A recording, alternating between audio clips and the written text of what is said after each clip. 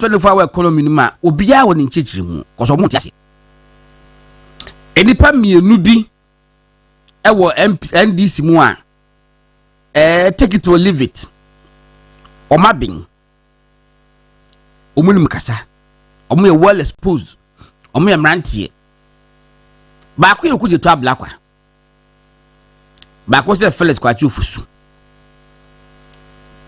na yebusa kuje to ablakwa se 24-hour economy no ase ni sen wase 24-hour economy no ase ni se wase obia ni so man da enu nti no mo ba don be ni se region bia benya airport kuje to ablakwa no wase 24-hour economy no eni so man da na se ye person man be da dia was all regional capitals in your airport. That is his appreciation of the 24-hour economy. Could you to black one? Felix Quattro for Susie Busana was saying, Anajo on Bayer White Chat on Anajo. I will be asked for Anajo Bear 1A Mokoto White Chedi. And they say, oh, this is a White Chedi. Obi Pano Bakoto. And now, on my muse, we had the Anajo in a White Chateau baby. I said that they have to stimulate it. And maybe I don't know how they are going to stimulate it. Maybe I don't know what dano. A bit down Pumechi say, watch it ready. Na sheto we dia no se. We sheto we so de mu da ho. Welewe emre. Gari wom macaroni wom. Eti obi aso nkoto wache 1:45 AM. Felix Quattro for no. General Mosquito NDC national chairman yebusa no say 24-hour economy no ase ni say was say enwa ni say omo ye welding business welding jobs omo print say be ko new town say no that's the hub of printing wo year enkran ha o pese wunya mfaso puduo dia awia anopa ne awia manya adwuma no mbetete nkane aboɔ so anwumre ombetete nkane aboɔ so anwumre de ama wo momo ewo factories yesa ne manema no it is a we well done na se wo se ebia wo pese wo si wo dan na well done kosusu no make gate ma wa na so wo fa mesia anopa ko se anwumre de wo ko hwe da wada well done wada because wo pe kane ne boɔfo anajo it anajo by 11 now the world na munam ngura mu ho ekɔ new site wɔso wakɔ akɔhye okosi gate amaw so kan wɔso yi na trrr na se be ya kan abo ebeba fo mama no enti esedu nketi adwi mu no eli je se nye 24-hour economy o yen collapse ya no pa adwuma ne afa nkɔ anwumere is that 24-hour economy a friend is a national organizer. Cook a friend is saying Joseph Yamin. Yabusa Joseph Yamin na Joseph Yamin say, hey, Sabuni Mukumase Quino, Eco for Faso Pan, and into one more Mukongram, Eco Kum Crantier, Ojuo, Abrebie, Nankane. Eto Munina, Bakacho Mobia, Biamukuna, Najo. Eti wo kwati VIP na wo kwa anadwo a wo bo ho ase bia 1 AM no ya matcho bafo tifufuo kokontanie eti wo se chine fo so beja ho mo oto akrante moje prana because ye ko chi no 2 o'clock AM eti wo mo ton krante ene mwa na wo kwa no so de ye ma wo bia na that is 24-hour economy madness. Hey, obaki kan se mo. The friend back also okwa yi so. Me refa Branton di okwa me nua na ya kese program so. E the platform. Peace FM. Was na ya kese program upon online. Was kadana as a chene say what pon win. E ka what pon 9 o'clock yi. Wo mpon wo na ka di pa fro so abeto aso. Na ka ba ko so abeto aso. E ni aka say na say program a ya pon ye ntutu fide de ntukase ya pon different places so ba be program eti ye 24 hour ye adwuma ne saa ya mpon wasi dabi ka wo program no ka wo ye wie no na ka nipa fro so abeye na ka nipa fro so abeye na ka nipa fro aden ana me se ti krom mai radio stations ni TV stations ye mpon John Mahama be president the time and the radio stations the TV stations start pon anajo because of nkania na ni Ghana Jumso nti and the sane man nyina collapse ye night business nyina night clubs that nyina collapse movie industry collapse under President Mahama eto ma babam ye expect say je busa no so 24 hour call me don be ni say ye fa de bi 311 what and 133 no 311 one job one job 3 shifts one job 3 shifts it adwuma baako edipa miensa ne beye which means ye be questions maako miensa it is interior ministry and say omo wo dipa 200 ho ma e beye 3 shifts it we expected say omo dipa 400 be ka ho it we expected say public sector edipa ho nyina eye base for 700,000 we expecting say so omo di 2 be ka ho that money could do 2000 no 21 2.1 rather. I said could do 2.1. I feel you better ya come out be secretariat Reguzitano one secretariat the coordinator. I will Jubilee House. One more yes I got the presidential task force on the implementation of 24-hour economy. It be 19. You better tell us say 24-hour economy be year juma you have $4 billion. Hey, I just feel it by 4 year the be then almost so you ba be pa ho to wo kua de ye eto mampanyi John Dramani Mahama ba be national be chechim yes you yate ti antwe yen afa dru kua de ne ba ya ai government be eye omo confident tricksters afa de ba ya grow 24 the bay aspire 24 the bay is infrastructure 24 as a day hey basa me woni nyina wa ha o man gashi o man they didn't make mention of first one job 3 shifts. They didn't make mention of it. They didn't talk about a friend say airport o man electricity as a basa ene Dr. George fe wa ha etimigidi se wonya kwan ahwom kakra wo de be go through kakra say 24-hour economy na mo ka no ene sen sa fe de eje bo mo document aba ba to say bam ye ni school ye book short ba dog de wa school akwa achiri pa ito be church yase asem ba kwa na wotwe akomu nwanwa kakra ene the sudden U-turn of the Electoral Commission. Me ye ka wo mo a defend the Electoral Commission ho pa me twa ka se me ka ho me defend wo mo na mabibri because that me gidi se penkofo attack wo mo unduly.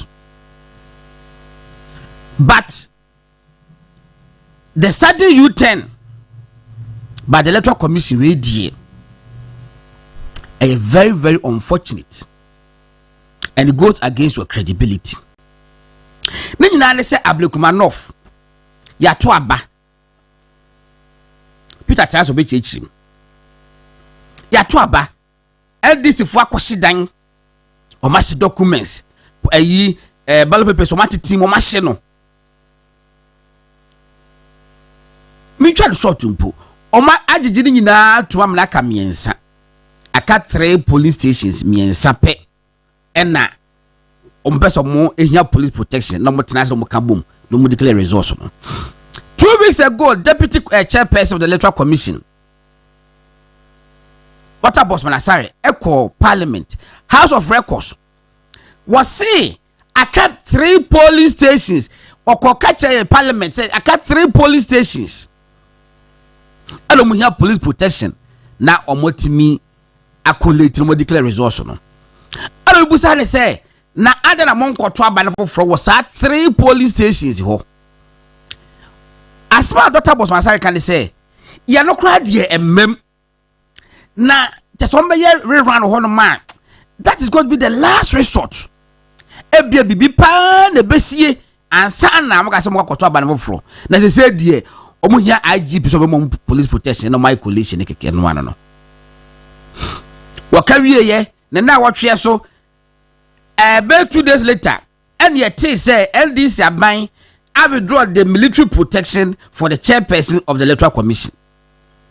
Mrs. Mensa for the past 2-3 years soldier for na born ho ban na enye me nwanwa uko OSP a oreki se jaben ebesi ne oreki se jaben soldier for na born ho ban the gate police ni ho OSP office gate police ni ho private security no eye soldier for and the bo OSP office ho ban but the electoral commission soldier for a born ho ban no and this abebe o ma withdraw and then the matter say almost man police protection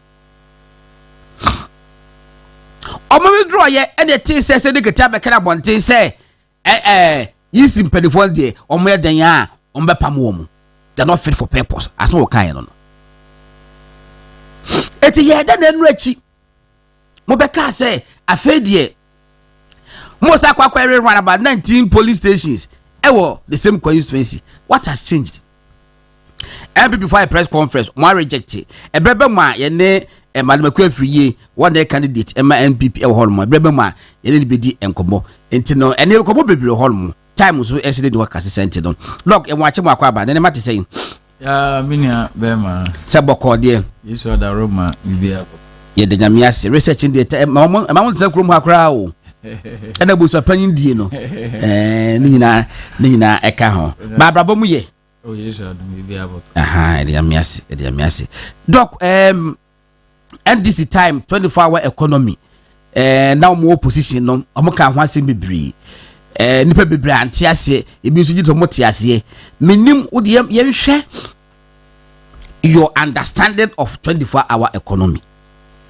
My general overview of 24-hour economy no o man ye no a ni akọ NDC for so mo kan opposition ene do mo baye o ma ba be ka press mahama e de atudwa pacho ye nko ne sa ya o minia be mama mina wase ewo such a big platform and pe odi amami na ona o hwe me ewo Ghana nyina ne outside Ghana mami nchia o nyina no pe bia je so dok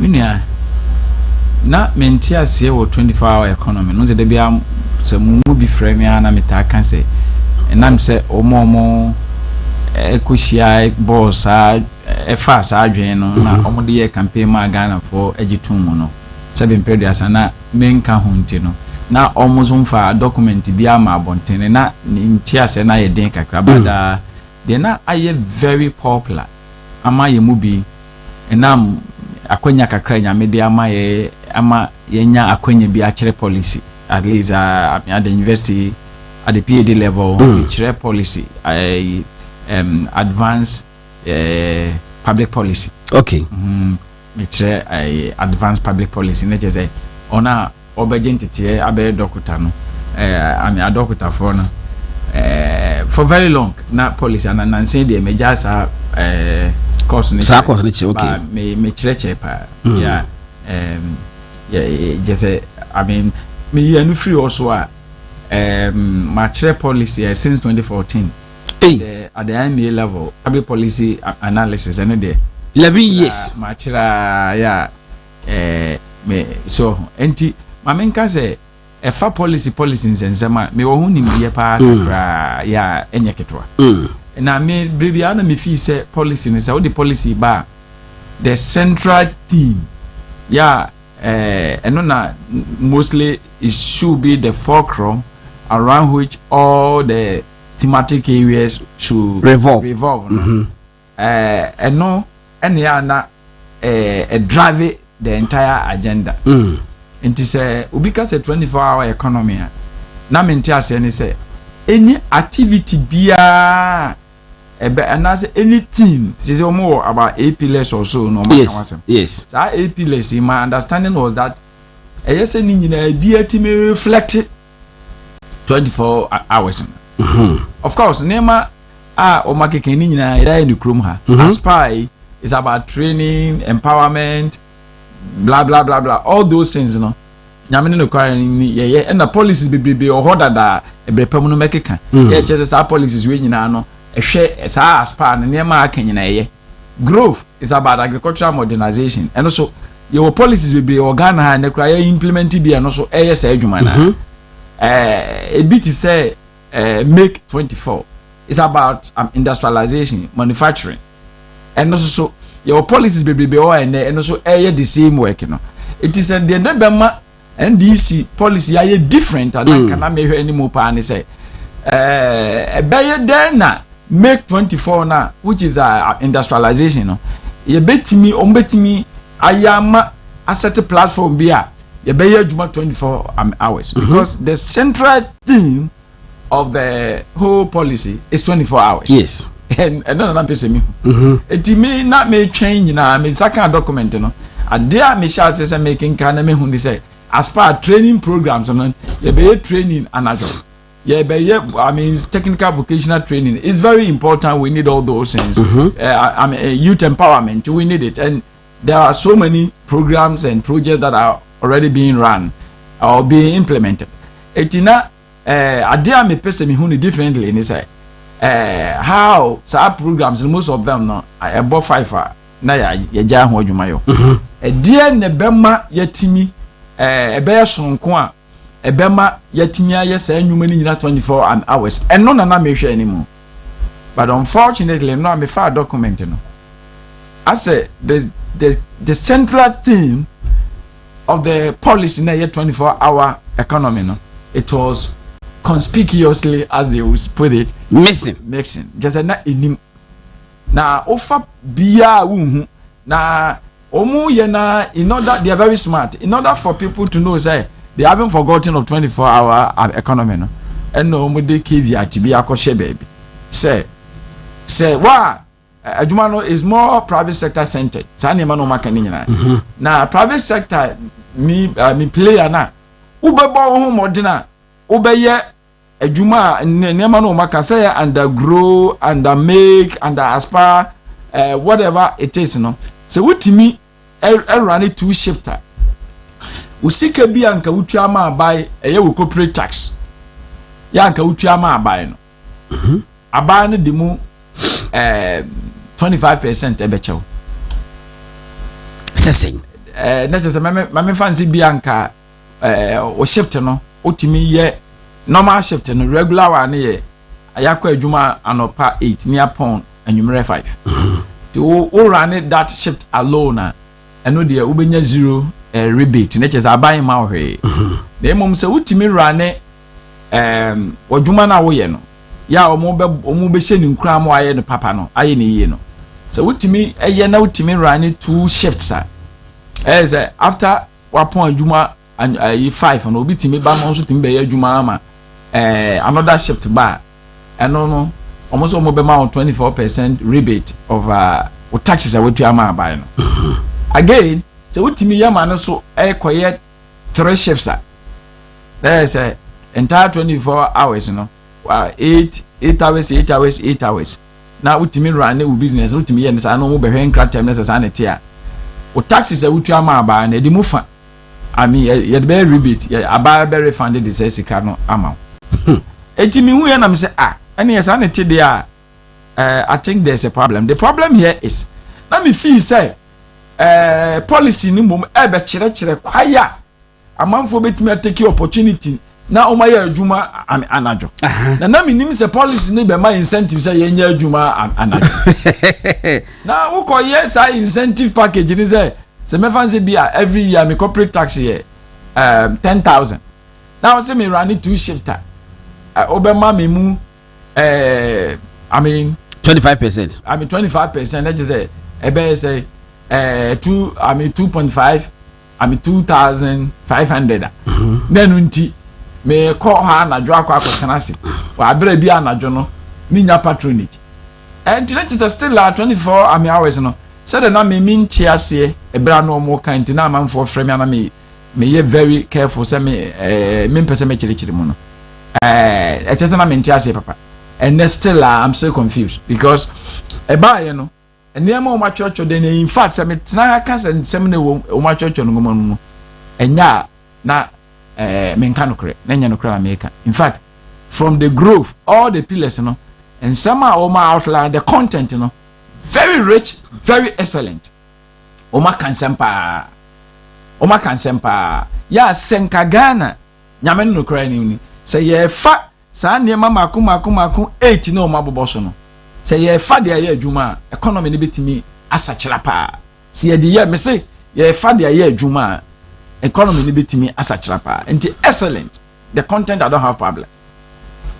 The only problem I have with the content is that is it the first time that we are hearing this?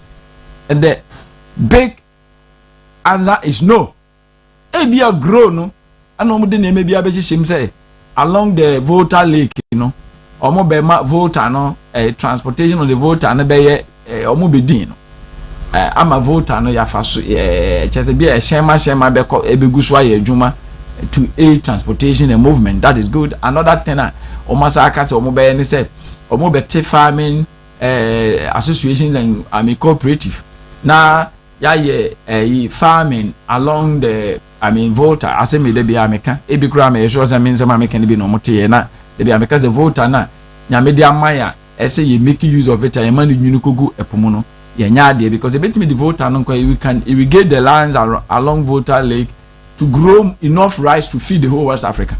Tiemo modern say bitimi aye sa anema no ama eno no omaka se omo be yes anema na me bo ma baso pa but eno so kra no enya asem fufuro bia because your policies bebrebe o ha sa asem no waka no in a different way your policies bebrebe o ha waka no in a different way etimi asema na me kan say chesa akwa say your old policies no ya ewo ho no eno na enimdifo bi akotena ho ana o ma pick and choose ana o ma pick no ma keka bom no ma chemu say ye wo 8 pillars.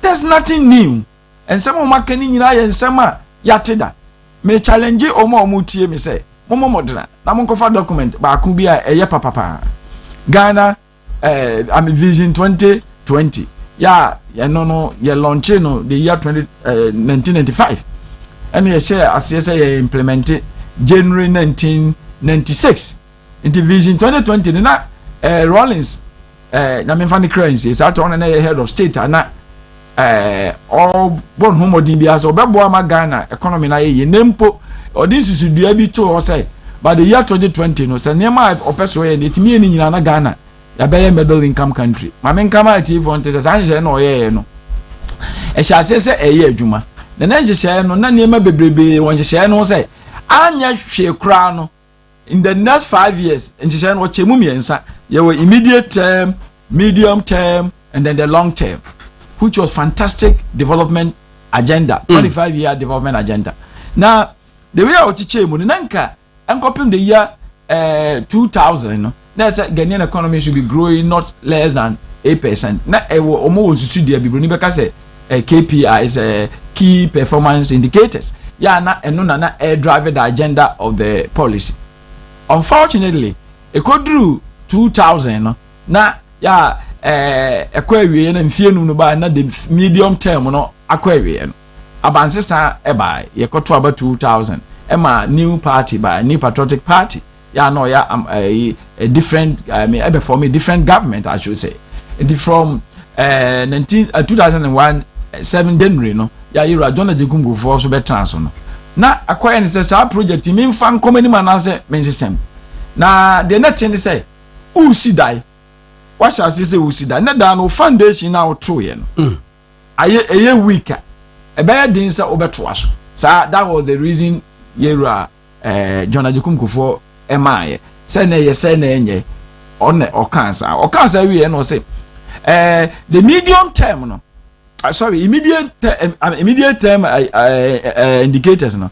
Vision 2029 5 years na under Rollins no. Ya ntimi amiti. There's a me fancy move 5 years na 4 years na etwegu. 4 years na etwegu ni ntimi amiti. Nti bibia no acheze the year 2001 be kwa wi na etimi amiti nti ehu be hia say ye be move na ye be pe and ye be nsachiremu. Na nsachiremu no ho na akobasa Ghana sa atem ka me ne ye. Ye debt to GDP ratio ya yes ye nu 70% na ni na mara 82. Ese ka me am economy no atete apansam kra na ye wo a program bi so ho a IMF ne can say other well there you know nkrofo na omoboaboa ye no G7 mo na ebi wo mu sama mo de boa no mo di program bi ato a omo frɛ no poverty reduction strategy programs it say o mana obeba mu no ye beboa etwitwa wo kamu na ya boa ma wa ye nema de bi asotra wo economy Kyere John Ajekum take advantage of that na answer na because our programs you have to also draw a development program. Say Saturday Vision 2020 or there, but oye bi oye fufra or two ni dini Ghana Poverty Reduction Strategy Program GPRS 1. Yeah, which I see implemented between the year 2023 to 2025. Did I say 2003 to 2005? I should say. Eti Osha sia oyesa na ma hepic no ye kan ye digital ma ye komu badwu ye ma yesi kasa me hase sorry gina pa ya me da bia me kasa Ghanaian economy our history in the best period had been 2000 and between that period when we implemented GPRS 1 na be mo friend no hepic heavily indebted poor country I don't know you can't hit it because maybe the entire programs are net but a specific program now and it was geared towards poverty reduction and until Ghana the Ghana Poverty Reduction Strategy Program eboapa na sa program the wie no and am say a year die ntino e ma o ma no o mo boa no e sa hye yinkran say ye ntoa so ti year to aso is 2006 to 2009 no na say yes ade another program ba eno na ye almost actually din no instead of Ghana Poverty Reduction Strategy Program, no more friend, Growth and Poverty Reduction Strategy Program, GPRS 2, and 2006 to 2009.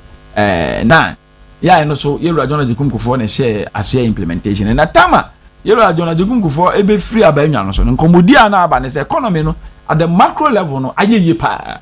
Yeah, and nyina very well. But then poverty level, the individual at the micro as an individual sika sam no ensure that growth na ye hunu soro no intimi reflecting my enka ankran no enti ebeya program no yen sachira mu said ebeya ye beye bibi say growth na ye benya to be shared growth because akwara say ona o sika no o ma timi enye sika no more o no more opportunity o more businesses no o more business na ye more but yes no intimi reflecting so much on the livelihoods of those at the down.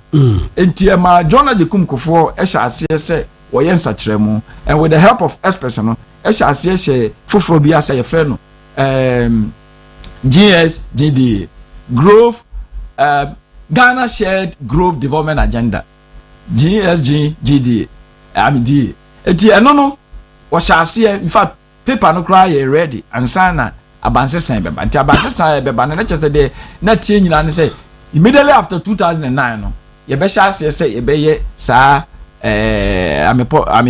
program no ti Ghana Shared Growth Development Agenda no ye shase 2010 ema ye wie 2014 ye wie 2014 no mo se ye nsa ntoa so na de na ye pen ye nsa nkenti no nti GDA 2 yes I 2015 to 2018 na 2018 no bekwa wie na Akufo-Addo so the foforo about Ghana Beyond Aid Agenda and they would din kakraka bi ho the bigger document is there minua no nsem ma kan nyina obi a wotie mi bia no pesa document we Google they are all available now the funny read hwese wo wie a obehu say sa 8 pillars no ni nyina wom ade fufuro bie ni ho a sa 8 pillars yi yahun so what is na me kano me fa growth ebre ma me break kakra na me fa growth ye fa growth a agricultural modernization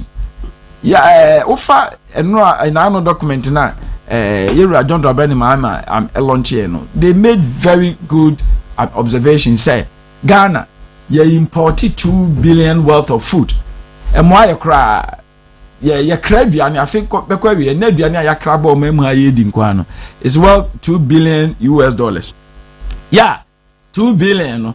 And no can who be near my city cry enina because ya was a senior media man as come. Yeah, betting me the Bian and Obai.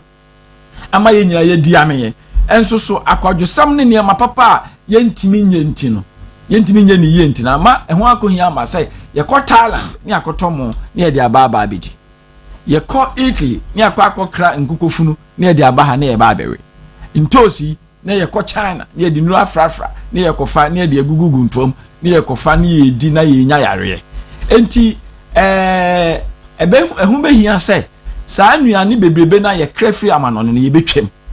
Na sa preamble ya or mama for the growth pillar no. O sha sa policies ya makanya they say almost can they say GPRS 1 GPRS 2 Vision 2020 GS GDA 1 GS GDA 2 Ghana Beyond Aid Agenda ni na omo preamble no mo kan sansem we yeah almost the near to come Nana Akufo-Addo de no Ghana Beyond Aid Agenda no then no yeah ofa ono no friend agricultural modernization omo chiro title omo chiro no agriculture na omo ye near mama no mo objectives a omo de na uyi objectives no to nche ya omo chire programs bi na omo be ye be implement bo am achieve those objectives no e bi ti say emo a tembia ye krefi amanone no na ya aba no bo aso de ayin say na be kana the ne desire okay ne bo so ade na kuma so ade na ya aba no akuma so ade say emo no ye beti so enti omo ye program bi omo ye sa bia ye kano export development something for export and I've forgotten the name but okay it sounds like no omo ye yesterday be ya insesent ke ne be kwa manone akoto mo ni adade ye be grow mo bebrebe wa na yetimi anya bi kura de akwa manone akoto ni so I think say planting for food and export. I'm planting for export and rural development. We know. Yeah, programs. You're planting for food. For food. It was under that. Yeah. Under planting for food. Yeah. Indeed. Your cocofa. The person can say your cofa. Sa na Akufo-Addo. Your cocofa ne yina. Ubi a ori bi ami obi wa ha. Inti metimi the amount. Na ebi a che o pese wo de beto. Ama obi a all pay bibia no nsa be kan me kan na Akufo-Addo document no me share with you now planting for export and rural development exactly. Peg it will have a program na omo ye niema bebrebe in fact obo say na Akufo-Addo mu see rice factories between 3 and 5 I know Ghana Savilugumuni ada adokwa ye see rice factory it's under that program no mu see omo ye sa niema we ama emo edua omo manimu nyamba mu pa combine harvesters aye this ye mo no ko fa bebrebe ba omo mu tractor omo mu dua mo na Akufo-Addo ko fa tractor bebrebe de bre wo mu e ma se be ya omo betimi adua mo no bebrebe nti wo hwe Ghana abakosema for the first time in the history of Ghana the year 2022 rice self-sufficiency ratio no e ko do 49%. I see. Yeah, say emo yeah, you did in Ghana, no see the 100 bags of rice, a move 49 in Ghana. Just a program no. Ama emu and the Ghana on the mono you be in Ghana no minia. Uko just na kotokura who be moon. O my year ama and ne dear your crano who different. Say perfume rice wa. So what I say? You do perfume rice wa. It is under that and that some projects no program no at this anime ni na buy. But because you are planting for food and planting for food and jobs. Yeah, and jobs. And also so mo ye eboama offering the crop and livestock production and I'm crop production especially. And so ko nanimu pa. Emma aduane de obi an say Ghana ha aduane bu pa. Yeah, bepem send no. The way of brebi atwam na in contemporary crane e Cote d'Ivoire ne akofa no but de Cote d'Ivoire ne akokra no sa ne ma ne nyina so te ya na program no ye adwuma da gu so a ye adwuma etine me question me busa say grow ya be ya e be the same thing. What is the position of all these programs and projects? Yeah, true. Me last wire me can because okay. All kinds of dozen. Hey, make you know. Na make no cry okay. Yeah, make 24 no. Almost more be na ye be industrial parks in all the regions. Ufa Nana Akufo-Addo so dia o ye Ghana Beyond Aid agenda na. Also be automobile parks in all regions. Yeah, omagiji asase na tema had money adade nyina o my that one year they are doing as this so what I say yeah sa industrial you know just o ma sha say dada na Akufo-Addo can say obeye say obema cars send a friend no assembly plant abakrom ha and that same project no yeah wo now 6 car assembly plants yeah me no ka say Kia money Toyota money adade nyina na omo krom a omo ye ka oh yeah inkofo etwi pa ne fe yo to say omo ayi du kwa wo anim no kwa the eyes also say buzo o ma sesa no o e me fe papa nyame ma miska me kwoto sa ka ne bi it is our program the side pacho e fa yi me da yi ba ma fa to so ma me no say the dog e bobodi nipa adwen ma so ti be say wo de to so omo 8 thematic areas pacho to so it is our making na make no. The make was being done. Yeah, no crying. And Juma na ye nenya asem keto. But also under the same make, omati a whole secretariat. Yeah, your friend one district, one factory secretariat. Make you know. Under Nana Akufo-Addo there no. So what I say, only the one friend make. Or friend no. One district, one factory. No industrialization. Okay, any year will grow 24, make 24, build 24, show 24. Connect 24, fund 24, aspire 24, and a good 24. And where any under the making, yes, can one who na making. Yes. Yeah, I'm saying some of my cancer more bayama yet every region benya industrial park. Under the under Nana Akufo-Addo there na all can wasam. Nana Akufo-Addo there na friend Ghana Beyond Aid agenda. And also sa park in now. Sa park in room. Would I be Nana Akufo-Addo the NS? I would the best. I mean, ready. We say make 24 manufacturing Ghana's industrial future. Or say the Make 24 sub program is the engine of Ghana's industrial renaissance. It aims to reposition Ghana as a manufacturing hub for West Africa by scaling strategic manufacturing value chains and building productive ecosystems that are globally competitive. The sub program envisions the development of 50 industrial parks nationwide, supported by reliable infrastructure, logistics, and utilities. But you see, me, Doc, I didn't say it is the same, no. God, no, bet me a beer. What's the name? I'm okay, Matty. So bet me a beer and getting to the end, and I think from P30 Hawkon. Okay. One said, I'm wireless under the agriculture, and someone what can, and one grow. Almost all air can you manufacturing and some more guy and one the grow can in fact sa aspa a cofa sa training programs and Akufo-Addo mo ye yo e mo mo kwado mo sisi ho stem any vocational training also be TVET sisi ho school akese aye ho adutu mu aduma o ma TVET na omo kan wo mo no aspa no as far as I move by training empowerment as one. Mr. We cry no, crowd and my head teach me about me chess. In Chichimu, papa, why Jumano Cragusua, because bear 30 ho baby. I would all call me a feeling bear 30 ho corner. Okay, what the 30 but doesn't listen. It is the name chances are on one crowd what kind of way, but. And ya shape a program papa da ho a omo ye uko adutum adwuma wo ye ne ministry ona nya asem ketwa ya na uko se uko stem no ba ko a means where it is a university fe ni nyina TVET ye sisi hu school ye omo ye niema bebrebe it is an niema we nyina koso ya omo ne Ghana Standard Board authority papa na no very excellent. Professor Jodu. Professor Alex Jodu. Wa ben do. Ama ono crowd wa go to an extent of will develop a policy. In fact, policy no mo ye no. Ba kon kra me na me ye e fa kwaya Ghana so obi ye pono na wo ye pono say single door also ye bi okumase ye bi o Accra ni nyina su ni ne ba be. Doc aha no 39 was say chapter 6 towards Ghana beyond aid and I.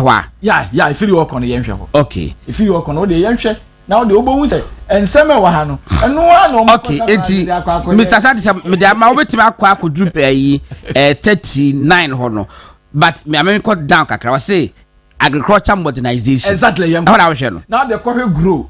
Okay. Say na comfort. I mean, we cry more comprehensive. Agriculture modernization no.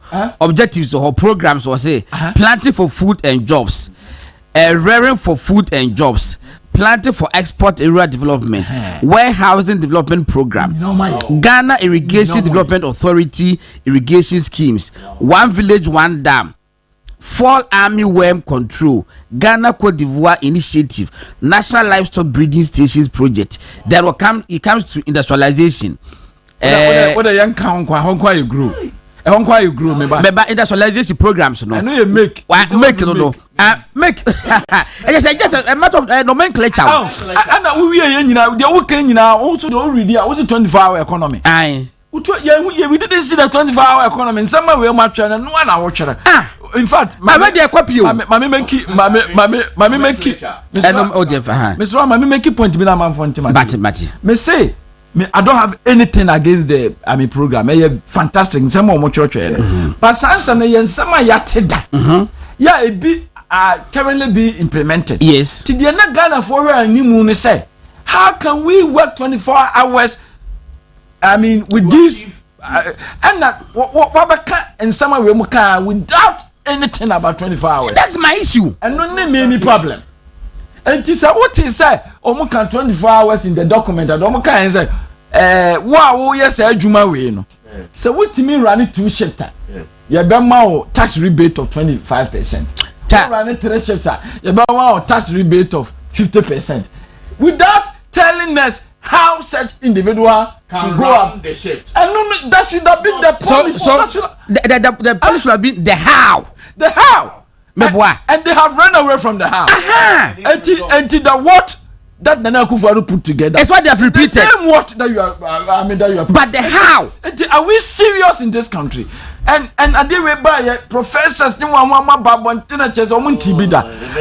we serious in this country? Look, and then the second muska. No, are we serious in this country? Because I'm for by every process I do. I didn't know the abano. Who me shas ye no. How? Me shas ye. Sao, me data scientist me. Me data sa me ka. But we get the edition no afoforo. Aba me data. Aba me data.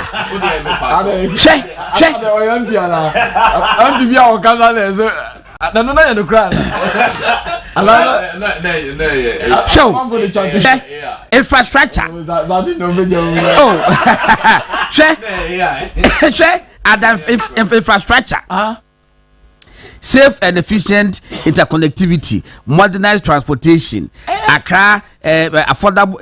Nina what do actually move. No, sir, irrigation. The only say, Oma specifies it. Omo beyen voter de no omo bodini omo odin bi ombe frɛ no omo frɛ no omo didin bi atoso na be omo port expansion project e wo ma di mu fish landing site expansion minya mie ma wo obeba se minya mie na me ka se mi mie aha da mu de nyina obi anti mu nya platform we any for boni kafra ma we da mama nkofo ati de o kan si ano obi ahu boni a wo ye you see doc ayini nyina ne say ya sempa me yi kaka ne say yenkoye mu yenkoye akwan yenkoye factories na de se nyina ye but then the question is, must we tie that one to a certain phantom 24-hour policy? The 24-hour is mixing in the completely mixing. How they are going to do it? Among kind. Now, levy, almost the levy because I rebate. Almost the levy be ba. What shall find the numa? Meridian, levy be or baby, almost the beba. Now, find 4 billion on kind. Are you? Levy no wa. Eba generate 4 billion. And no crown, and I mean, levy no crowd in Nisha. Almost about 80% will be private sector led. There's a private sector over there, maybe Kumasi. Kumasi na make on me here 100 cities na Bediako. Na 100 cities me will move 20 cities. That's what they are telling us. Na me new golden na be ma me 80. No. God so na ultimate to this. Me say me to day. Sabi na me ba na me be class me ko Kumasi am ni answer. Me be krawa abi golden or ba data from ultimate also on my 80%. I mean, sir, public private partnership no. What the it's when you so I think I know value yes I'm people ferry now mo so mo the sky then they that's a trade it has never worked PPP it's not a long time the Hope City Hope City na no mo ye na when they say mo dey aye $1 billion dey more no everything what sells more na $10 billion project almost PPP ekofa ehimfa kese bi fi Nigeria nyina e buy anyway mame ko awudu holma akwaba no wo hoye na hoye pa ye de jamiase mame ma kuka so akwaba kuka hoye nyame adom ye de jamiase watade nkofo se kama na den local made hoodie local made hoodie it will so make 24 it will so link to 24 hour economy no when you make 24 I say anopa na pa me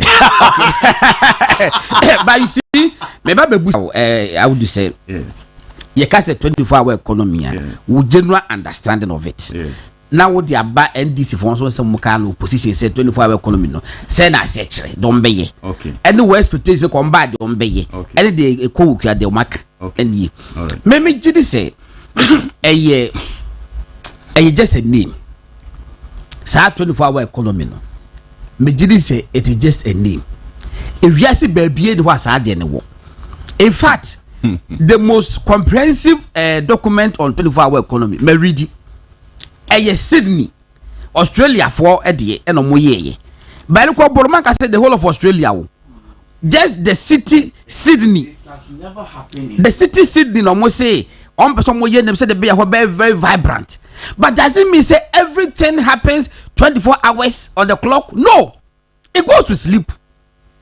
Oko New York ka say New York never sleeps no Times Square and now omuji omani but e hone ma ben ye digi ani wo holo mo send cigarette ene ma ene mema video movies blockbuster yi ni akode akohwe ben no afternoon kra at the whole man no but big shops are one New York holo mo no Fifth Avenue that na holo nyina vessel audu edu holo ma omopon edro mo mopon na eja mi sire bank be na holo ma that time ko betime awura mu akoyi sika and about this car kwakoto holo mo they all close. And so for me it is just a name but ye bi obetima spy say ye be ma ebia katama ebia judo nyuma na be 7 na baby bra pompon nka ye me enkwani mu kakra so there's no point say manif ayi tade be ye na wo link say 24 hours how do you enquire only the entire me say was ye pong me na me compare me ho asem okay na China is a supermarket bi esopa is a World Trade Center it is a World Trade or my World Trade something and na me ko remu menia me wo ma na man nanti south me nanti like from here to overhead no kra na asa nanti to Adabraka market ba ko China on me namtia na ya die say me ya yira na me ya na ade so asan apparently time me nanti na etutu gate mo me ya tutu me gwa close yes yeah close me do ha na ya close me try call this gate na ya close my goodness me say I go for mo be lock me e be kwasem me ya na me konya small space bi o betuma na me shout to ye na mo bie na me dey me pa share ni say even the biggest second largest population of the world say zoom say China they are behind India now yes hokura no omo market aye kese kura no omo pon ade san no mapon nti eyo no o ka say banking sector what to kwan bebre godon Krumbe na oman be na okoya omu say anajo pa na ye adwuma o bank ebi ni physical people moti ho mi hu bi mi hu bi na ye no ne say obetimi atire wo fie they do 24-hour banking as an individual. Yes, using technology but to say who employ nipa into the banking sector so that omobewo tell omoye advert before election they say oko cash bank in the night and now humachi it doesn't work anywhere in the world. Doesn't. But my memra doc obia say doc the kind na doc was not referring to any document too. Maybe na me no. When I was listening I thought say book ni paper be there. I saw but me speak you. And now walk kasa you say me buy doc now on the phone ko on be and na there no bob ye one point to the other me say hey doc only Professor Bodi there no me if I have this thing with them na say omo ba education ya na edoso pa na me da me Professor Bodi omo abedodo and na ho brase no me da ho brase kwa de kumi no ye da mas ma me ubusa question ba me nya de kitue bi yes mako Google obi abetimi aye me say banks in New York. Correct. Banks in New York. Correct. BNY closed. Almost about this time there time New York time. Yes, it's closed. Closed. Yes. They will open at 7 a.m. Federal Reserve Bank of New York. Yes. Closed. Opens at 11:15 a.m. Ocean First Bank closed. Opens at 9 a.m. Monday. Yes. Bank of New York closed. ICICI Bank New York branch closed. Opens 9 a.m. The because opens na Monday. And then Saturday. Saturday. Echna kwese omuye. This a Juada. PNC Bank closed. Opens 9 a.m. Monday. Midtown. The big one of the biggest was Fargo Bank. Was closed. Opens 10 a.m. Monday. ANZ Bank New York closed. Opens 8 a.m. Monday. Citizens Bank closed 9 a.m. City National Bank closed. All the banks are closed. All the banks. Where America? Where America? Said America. Me say me matu kwa mako baby a landed a train station. A damn what fair farming. Me kwa Yapon. Me kwa ma train station no around by 12:30. Me kwa ni yatu ya yi. Me kwa ni atum. Me kwa ni atu last train is gone. Me kwa last train I fed them me fa friend saying Uber na me fa ye no.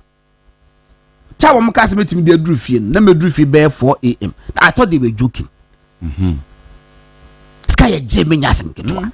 Eti no land said America train station ya tutum. The biggest shopping mall the biggest shopping mall Europe London. The American shopping mall. Wait, you find Westfield Mall. I'm upon 10 a.m. I'm upon I think 10 p.m. Either 10 or 9 p.m. The biggest shopping mall in do 10 p.m. Are you? Yankwa. Nte beginning no best start no. Yes, say policy no mo friend no 24-hour economy. Na the NTSA because explanation government officials and party officials then omodema ekra na okay. Well there's okay juma men juma na jo pudon yeah we men juma wia wo de koye juma na jo na yenti kania bo ma yen reduce electricity price ema wo the way nyina akọ so but doka kan eniama omo for 8 issues are so metacal doka waka documents are since independence up to now. As for preparation of documents in this country, Ghana expects it is always the implementation of documents in our policies. No implementation is a problem. Over near normally see any answer. Doka fast actually say there's nothing new. It's just a nomenclature. Master names and Dino and almost Sano make 24, make this 20, make aspire 24. Master Dino. But if you look at the issues, Nankaza, be pay. And they are actually in existence. But my point has to do with funding. Oh yeah, the presidential advisor on 24-hour economy. But I didn't put a Stratford almost 9 p.m. 9 p.m. Almost 9 p.m. Stratford almost 9 p.m. China 24-hour economy. Also funding now the presidential advisor on 24-hour economy. Guzitano.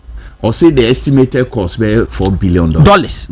Now government seed money now they be over to hono will be between $300 million and $400 million.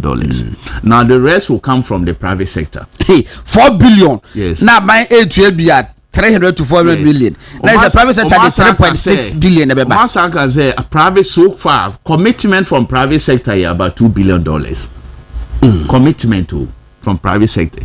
Only Ghana promises. So even promises no deficit of 2.6 so far. Say on a 5-year program. Say a 5-year program. Let's give it to them. But let's even look at commitments. No. Only say Ghana or more year partners in this project here. Exim Bank. Got Exim Bank. And the Exim Bank, come on, fund a fairness, 1D1F.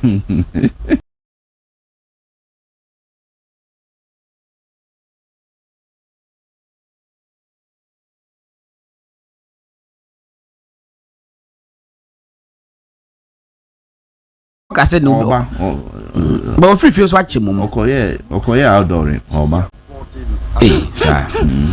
All right, Abu Safwa, how you want to be radio 95.9 movement television so and that motion no program did the betremo and they tested the digest a furniture and I dissect 24-hour economy policy document na NDC for Ediabano na enrichi Mensa South member of parliament Kasa of parliament or some for document na Kasa parliament and almost show any quite bit about home by it's no a benefit so bit the home comment the mamen Kasa twaso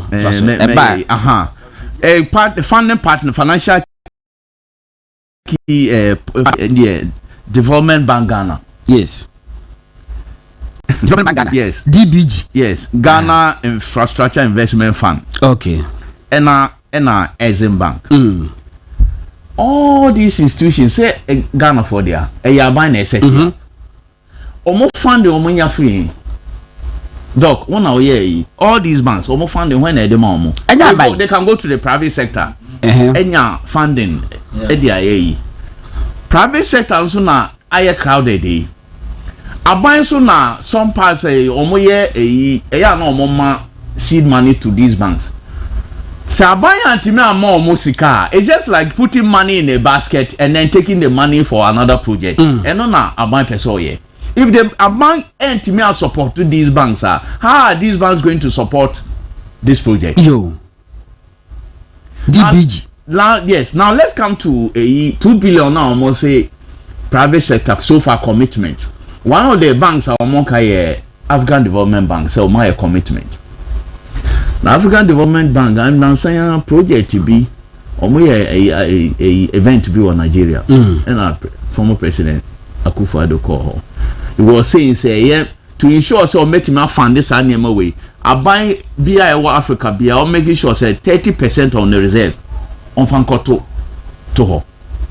Doc, so 30% of BR reserves so that they will be able to support projects like this. As we see today, me yes was say foreign reserves are they cost our banks so no drew 10%.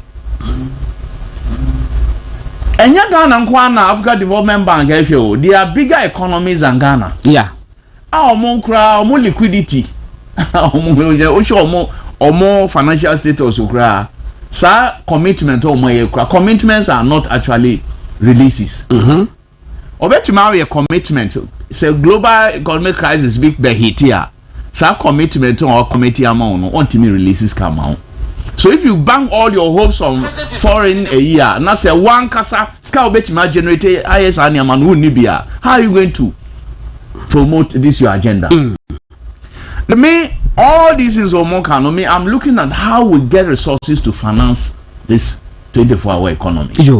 and no na major problem because all the things are doc had this thing now under various administrations, various governments projects on more now. We have not been able to do those things because of funding gap. Yantima yeni na just because of funding gap. Okay, yeah, the MPP there Obatampa. 100 billion CD project with brilliant ideas. How all these sectors of the economy were supposed to be handled under Obatampa. How was the money raised? Well, it's not about putting policies together. It's about how policies now you back the policies with funding and finance of those projects. And another major problem for this country. Yeah, this economy way, are we able to get resources to finance all these projects? Oja omo projects on my now so far apart from a 24-hour economy. We also have something we call another one called the big push. $10 billion. $10 billion. Now, big push, I don't know whether there will be a linkage between the 24-hour economy financing and the big push. That said, because the gaps, you are looking at $4 billion for the 24-hour economy, and then $10 billion. So $14 billion. $14 billion in total. So how is this government going to raise this money? If you look at the big push in Ankasa, in the first year of their budget, it's only $800 million. Allocated. But it is not a disbursement. Allocation is not disbursement. Even that to crown out of $10 billion in 4 years, your first year you have allocated only $800 million. Because of funding gap. Him say, "Oh, sika obe baby obe fanya no want to me." President Mahama ye busa no say enti se no betimi aye 24-hour economy no say say we free so yes na wontimi nya akura mpa at least we start it. What President Mahama le kan yo wana meboa yes there was an interview like ayo project say nyina so be start if you look at every sector, make 24, make 22 devote any manufacturing sector, and then President Akufo-Addo Odunganya the assembly plans about 6 Ghana. So are they building on this or they are starting a fresh thing? The business said ye omobanomo ye gata crowd pa na se mo fele portals make Ghana into the 24-hour economy. Yes. Look at them. Koka yanko chatu. Better was any realization our mind say a revitalization of a document and a renaming any change of nomenclature. Na dokuja ba uja show 24 no. That be what said 8. Me can be ba ye best say I think yeah, creative tourism no academians and sheda enya adagin kumu emma yenya the true nature te say ye fa health ye fa economy na amoya moboa yen ebeboa pa because so share ye GDP contribution na the tourism and creative arts a third contributor enti se moboa yen ni streamlining any research wo ho na ebeboa pa o share document na offer 24-hour document no now you use Sydney as a yardstick e measure utie omobrof na omatro ewo masina oma definition ni wie no or say Sydney has a 24-hour economy. The emphasis here focused on revitalizing cities' nighttime activity and supporting businesses and workers in late hours. Or say objectives: revitalize the nighttime economy, support businesses, enhance safety and accessibility.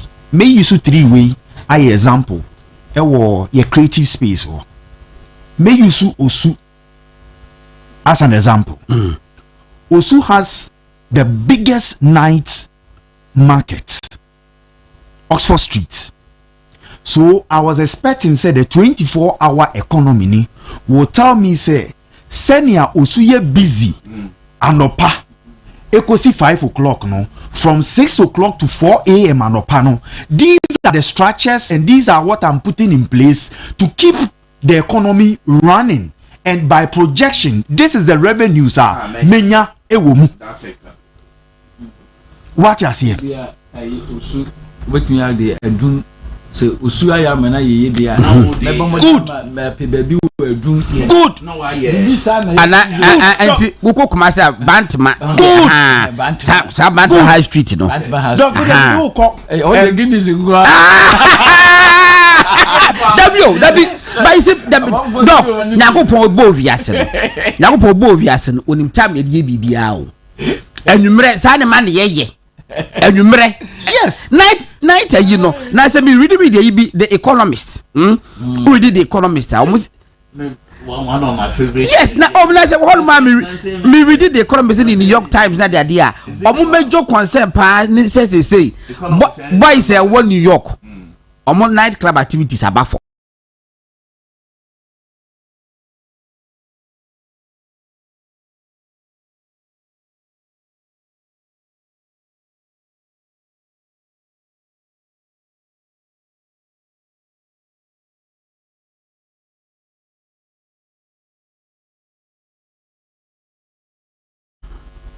in terms of marketing, you will not be a friend 4Ps. Hey, what are you putting in place to ensure that that economy now why envisage ube sustain it? How are you going to process that market to be able to get a price and then the product and the promotion yes, and then the people, the 4Ps. What you say, and in doing that you need security, you need money, and then you need human resource. But no me and the human resources who about out Abeka share that I say 133. That means 133 so the football. And then human resources we also obey employ nipa job back on nipa miensan over 3. Then you go and tell Obi Oye movie. O papa baako. O mama baako. O papa baby. Go and tell somebody Oye movie. Say o pese obuano na nkrofo. Enye se nkrofo show online o. Nkrofo nko avenues. Na Godon to West Hills na or drive Abakra more. What do you security implications are work on so no? Ni safety ni sa no mano. One casualty will kill the market. That's right. That's true. One casualty will destroy the whole market. Now, the only crowd did not say something in the food cry. And one no, it's gone. Is it not? And ra yekoto pizza. And only pakudia or fee. And you know no more koto pizza ye bo brand no. Oh, exactly men call. Oh, almost o me Gary. You see? Baby What you say? So the how is what we are looking for. The alternative, because manifesto you stated a product called Black Star Experience. Yes.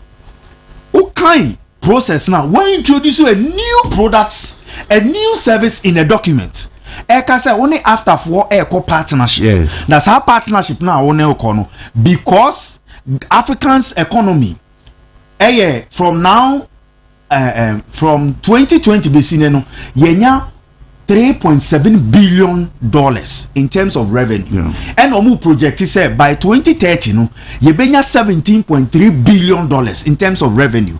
Inti ube yusu partnership with after near ye more place ye more normal. What resources are you going to use for the place? Your parliament, judiciary, executive nuclear, the creative economy so how are they going to drive it? Laws to even protect normal your parliamentarians ridicule the product say is just humors. The first step me expect say you Papa, people should know say that's area. That is why he's so excited. Man fire. Flow. Man fire. No, I'm enjoying it. Yes, I'm enjoying it. We need first to educate, get policies get laws in place. Once the laws come, you get your revenue. That's right. Because obia content not they go to Facebook, no obia fa not the need to so. Then the person is losing revenue. But we are laws, social media laws, ne sanoma, empower institutions ne wo never fans ne mom, ne push your man, they will do the work. Bro for our true way, my father is a Bo White. For 20 years, na ho na me ye juma, na me pay 5 years ago, na 7,000. No. Sometimes you need to be real with people. No one who say here in this industry, but because there is no regulations. I never want to tell you because so it is sponsorship, a sales of tickets, a book sales. So those period, that is what you need to do. Until me call corporate Ghana hoa minim dia me to amo because man to aye ntua meka. That's right. But share police okwa adwuma wankwa adwuma o. There is a constant salary. So that private sector now would do wani to no so no. He is even struggling. That was what we're saying. What you say? The private sector now he is struggling because your tax system now a private sector hon e dangerous. When you say we show now the price too so. Now decide say one ma go don ticket. Yes. The VAT people don't recognize the free ticket. No, so they'll count and I would do but the VAT on that ticket you have to pay. Even though you have given it for free. What you say? But the tax system, what the normal other process, and just and yet stringent and yet difficult, it will be a creative business. So why don't you rather empower the person? No, I bet you bro fu baby. No money baby. I wish you more. Letters in there is no how to make business meaningless. Wait me, Oma me say sikana. And a dog kind. Look at various regions. Baby are vibrant. Ne create market in mom. Now more to empower them. Make sure say omo supply no. Omo ye kebab. Make sure say omo supply. Now for kohwa. They can eat. There is an ambulance there. There is a doctor there. Sa environment. Say what can eat. Madam Fubi share from Qatar. What's the common dinner? No. Qatar. Okay. We are married. Because this is area. I enjoyed what he did. Say ye nyina ye sectors no ye mfa ni enya analysis ni embusa ye hu true question say sa big push way now makano any document how are they going to marry the two or how are they going to finance because right now you have deficit. Who now catch say you don't need your friend is saying e-levy no abolish it. Now you are struggling with deficit. We introduce you Nyankopon so anya chacha. The more you are introducing taxes Nyankopon so anya chacha. The more you introducing taxes the world economy is also not getting fluctuated. So I say na war emfa Ghana ho no enye hwe. Nyankopon say ade a mede ma na na do bia o kasa ho. Ene mede say environment ni nyina ma kitwa bi. Na ma hwe. No ode ni nyina ma no. Kitwa bi. No kwa say stop. All right, because social COVID no de ma no na COVID no de ma no enye na na do de ni bi no de ama no. Yeah, small. Yes. I'm going to say kitwa bi no. Madam Bakwa send the message from London about say good morning God. I'm currently at Westfield White City. I work in one of the shops which deals with electronic gadgets, and by 9 p.m. all the shops must be closed. Westfield more as any can was a White City. Yes. Madam or Katano or Kata. If I know it's Supalala. It's a Supalala. Okay. Supalala na ye nickname manasi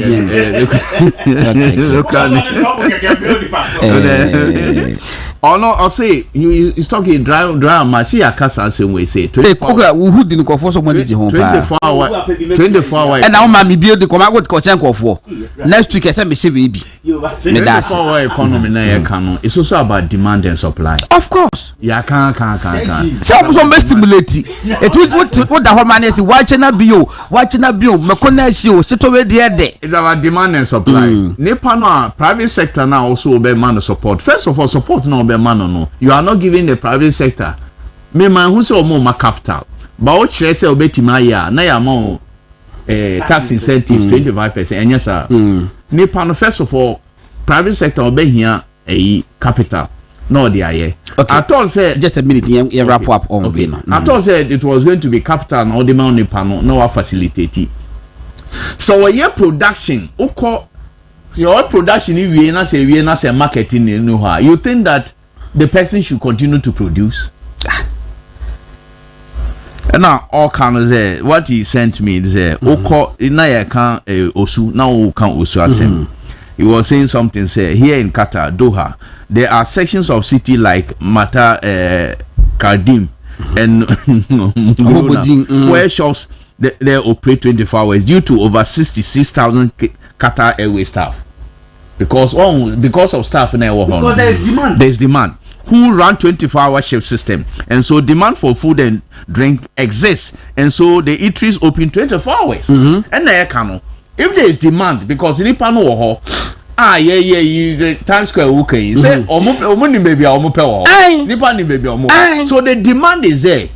You bet me up. And the whole demand at 10 p.m. Yes. And you demand for banking banking services. Exactly. And you demand for secretarial activities. And you demand for boozing and women and men movie and entertainment. So my 4 point about this is about Doc Kanina. Me is about the funding. How do you get the finances, the funding to be able to implement this 24-hour policy? And no number say Ghana for more researchers now more political analysts or more shares at the NEA. As for putting documents together, we have done it brilliantly. And we changing nomenclature doesn't change anything.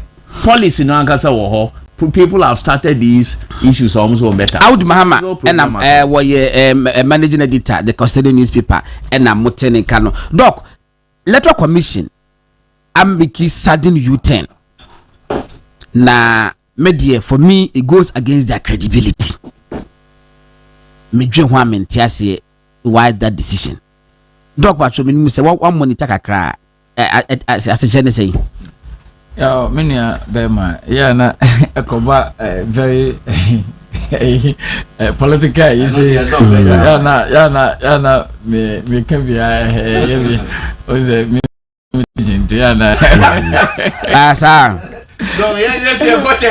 okay, Doc. But oh, mama, it's do the boko mame. Me the Baba religion. Oh, quite about religion. Now, when the time is out. No, you would have mommy 5 minutes. Okay, Mati. Me the Baba religion is share Bible one.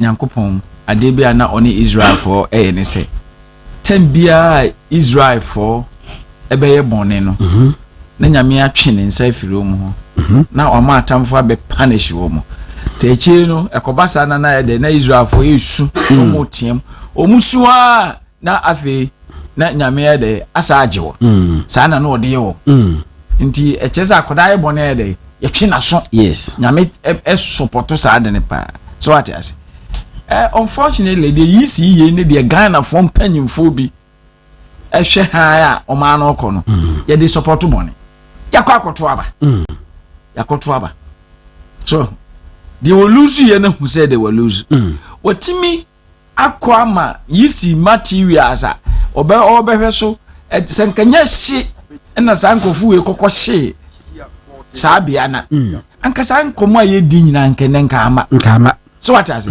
omakoshe no na omakoshe ho so na fortunately the other party no they were smart and this almost scanning enema amashini nyina ama niema na ene yenya omu party for all the party reps akochia etimi agini nyina tum omu jitu mu wie no MPP ni no ame awen agna akoka trepe no mawi ya echese de wa wen ni na wa wen no the net ni se 3 no kra no baby na aka no 13 ho no ho na me kira de okay McLean of JSS okay ho ye MPP stronghold pa me sana na aka no eno kra na no munya declare no na no because aba na ye bo no polling station na ukọ ha ene ukọ abere wa kra ubusa na obetim de munyan omunim nti na omu pese de beka ho so omunim MPP na wi ni nyina ye clear se tere no tukwa na mo se mun jintuma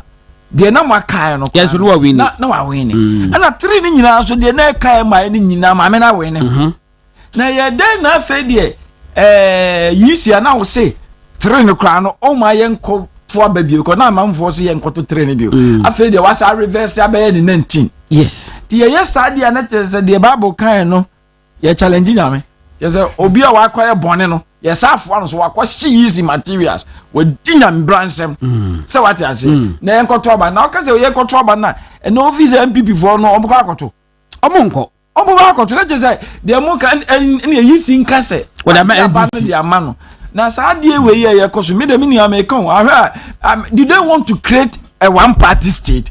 Sisa no mpa so mo ye o mon kanche ne nyina ye ntiase na me ase no ba sia obo nze sa political science lectures akesie ya ekuku damia na omu wo Miami University ni Cape Coast mo ni ade any me of KNUS o so no ma ye dede no omu boy president sofo bia na okana sem yeramante nyame enkoso mo no ho ba nyame nko papa nyansani ba ko pa ga na ye nyane no o se nyansafo no boy na ma mensa na chief imam so ase pa na no pa bonase no the one ye chief imam ono ye oye yi siafo imam okay and me bia omo kanis no man come man tie man hwe ne life meeting news check Kamal what a statement what a bold statement so what I say adena yama nyaatwum za na ye ka no yama nyaatwum na adoso sa oh ye nyaatwum dodo ena am na so for omo nimpa ya omo bompa ya kese ya tiem omo voice ya omo voice there tiem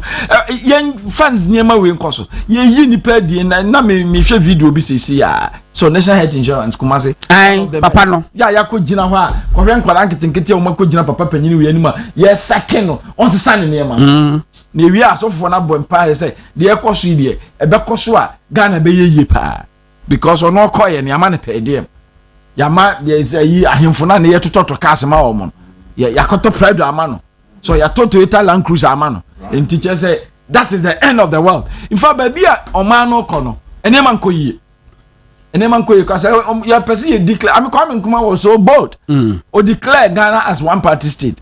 If that is what NDC want, they have to come forth no declare omano as one party state. Yani ya ni na radio so ya kasai wa kasai we ni asande message we'll pick you very soon. Yeah. So, no mu di atem. No mu we will kill you. So, me na fufu ya na mama mo position. No mu le go. No mu kasa mo de sa na mo pe. Me kura me kasa no. Sometimes me kasa kura MPP before be me ko because etobu a me hiti MPP pa. Me nyo obi a ensama de bi a me kan e ko one side. Me asem de yes no. Me chama dwen na maka nti wo be favor na favor me kasa madam for lecture be na say be na wasande me message we are celebrating you on our platform we this nipa so adding maka asema ma abagana we ba ma etia MPP pa nti afi de omu celebrating ba omu di watam da wonka da bi no mu send me message you I mean, we'll kill you. We'll do this. Oh, see, a person, you pay one party state. Let us be bold and do it. And yes, go be legal. Na mu legalize no. Wana meka. Mate. But hold on, I don't fair. Na mountain kano na. Madam will be so send the message. Was say, I will do is right. There's a gym that operates 24 hours at East Street, London. And just before the gym, there's also an off-license shop which operates 24 hours because those who go to the gym patronize staff from the shop. That is why that in pharmacy no Juma 24 because a big demand and go for home. But I don't know any nationwide. Oko here, Oko Ghana Atomic Energy Commission Hospital. There's a pharmacy shop.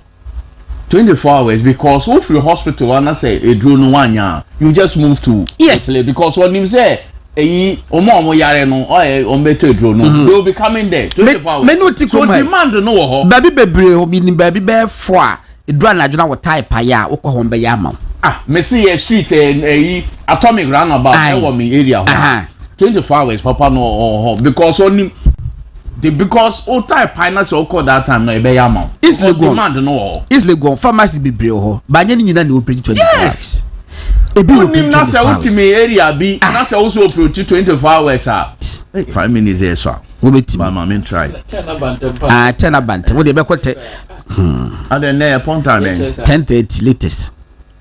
Okay. NDC national chairman de Mono. Say na affect you say you be you ready. They should go. I think they think that by doing this best stay because you look, me am a lecturer. I won't say Professor Dr. Bossman Asare. What share me migration and international security or Lagos Center for Migration Studies. My MA program. Me penna sempa Oba Parliament. He was brought here last week. I can't say we were her.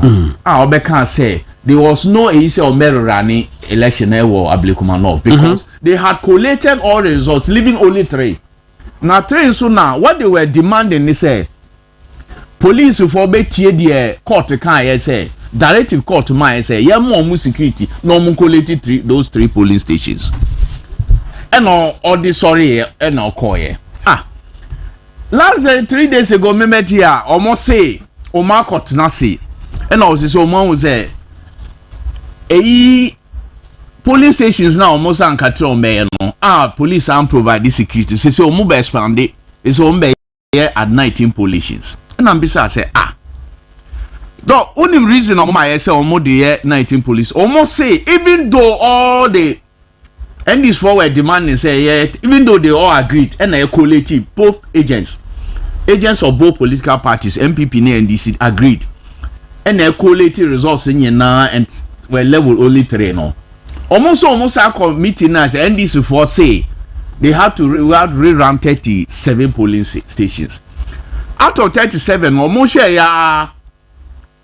there were verified by the presiding officers of those polling stations.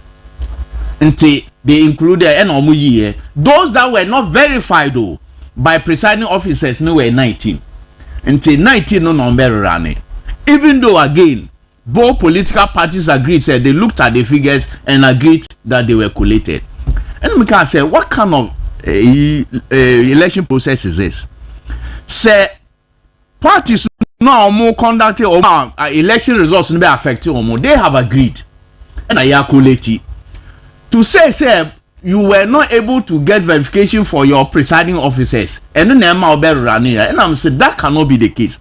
Because presiding officers not precise whether or more valid or more verify and now they don't verify. Once the parties have agreed, I collate the results should stand. Because there's a case 2012-2013 election petition. Justice Bafo born in there or yeah out in CJ. When President then candidate Akufo-Addo, any Jake Obeche any then vice presidential candidate Dr. Mahmoud Bawumia only election petition call Supreme Court. Then after 8 months of deliberation, judgment by this is what Justice Bafo Boni or no, he was part of the majority.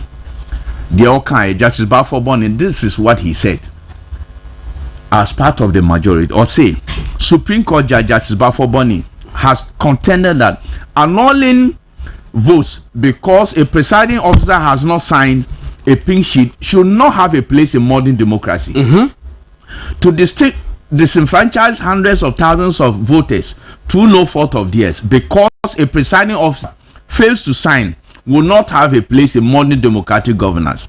Justice Bafo Boni held in his judgment, which formed part of 558-page composite judgment of the recently adjudicated presidential election petition, and also dismissing the call for the annulment of votes of 1,638 polling stations because presiding officers had not signed pink sheets.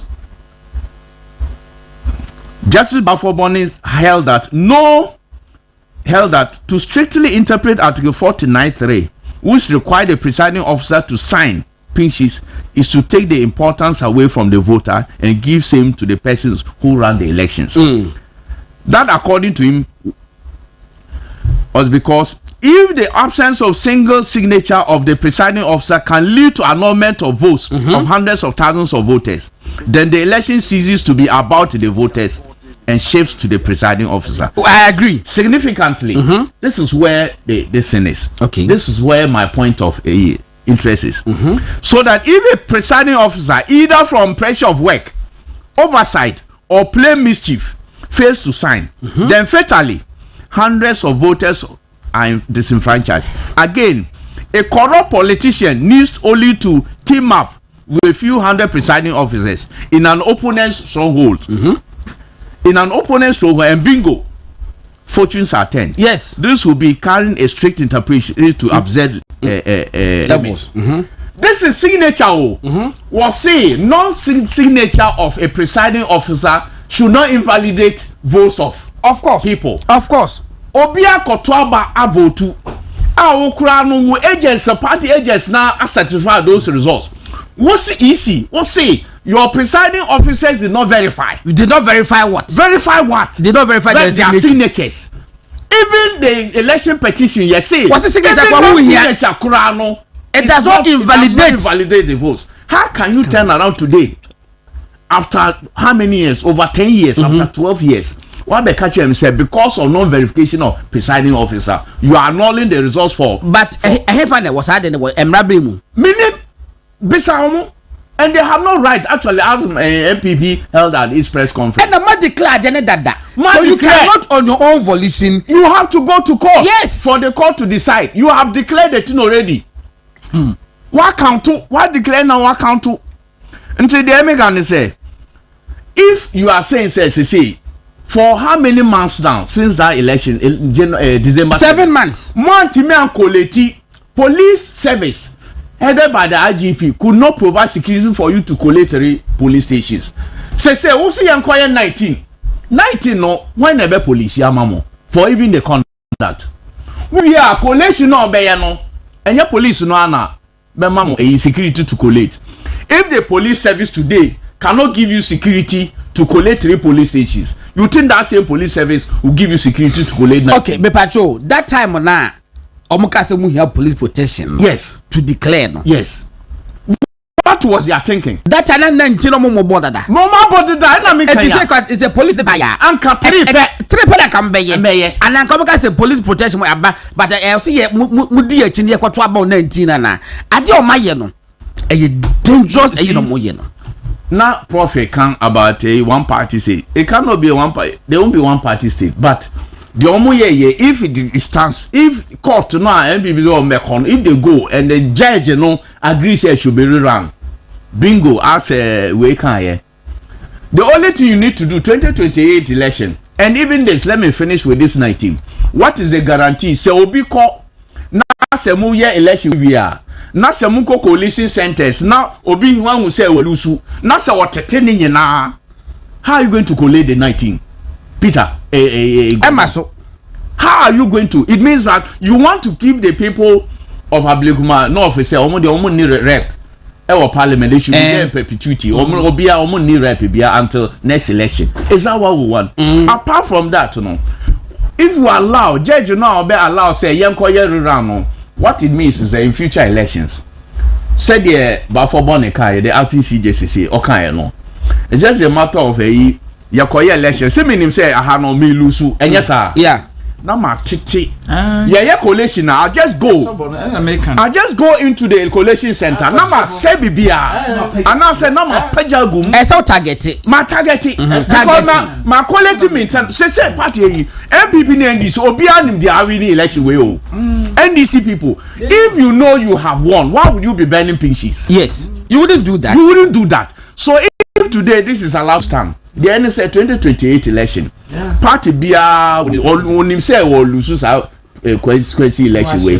No wako shit. No man, let's say coalition no crime basso. This is the dangerous path for our chatty for this in this country. And everybody, as Prof said, nobody is talking. Abu Muhammad omo kasab kakra no say omanya appointments. They say there this is what the pastors are omokoye and professor omokoye Thanksgiving, national prayer and Thanksgiving. They are all quiet. Abrofo no but they are all quiet. Is a Ghana bro food Ghana so from the They are all quiet. When you bro now to just for Ghana be more.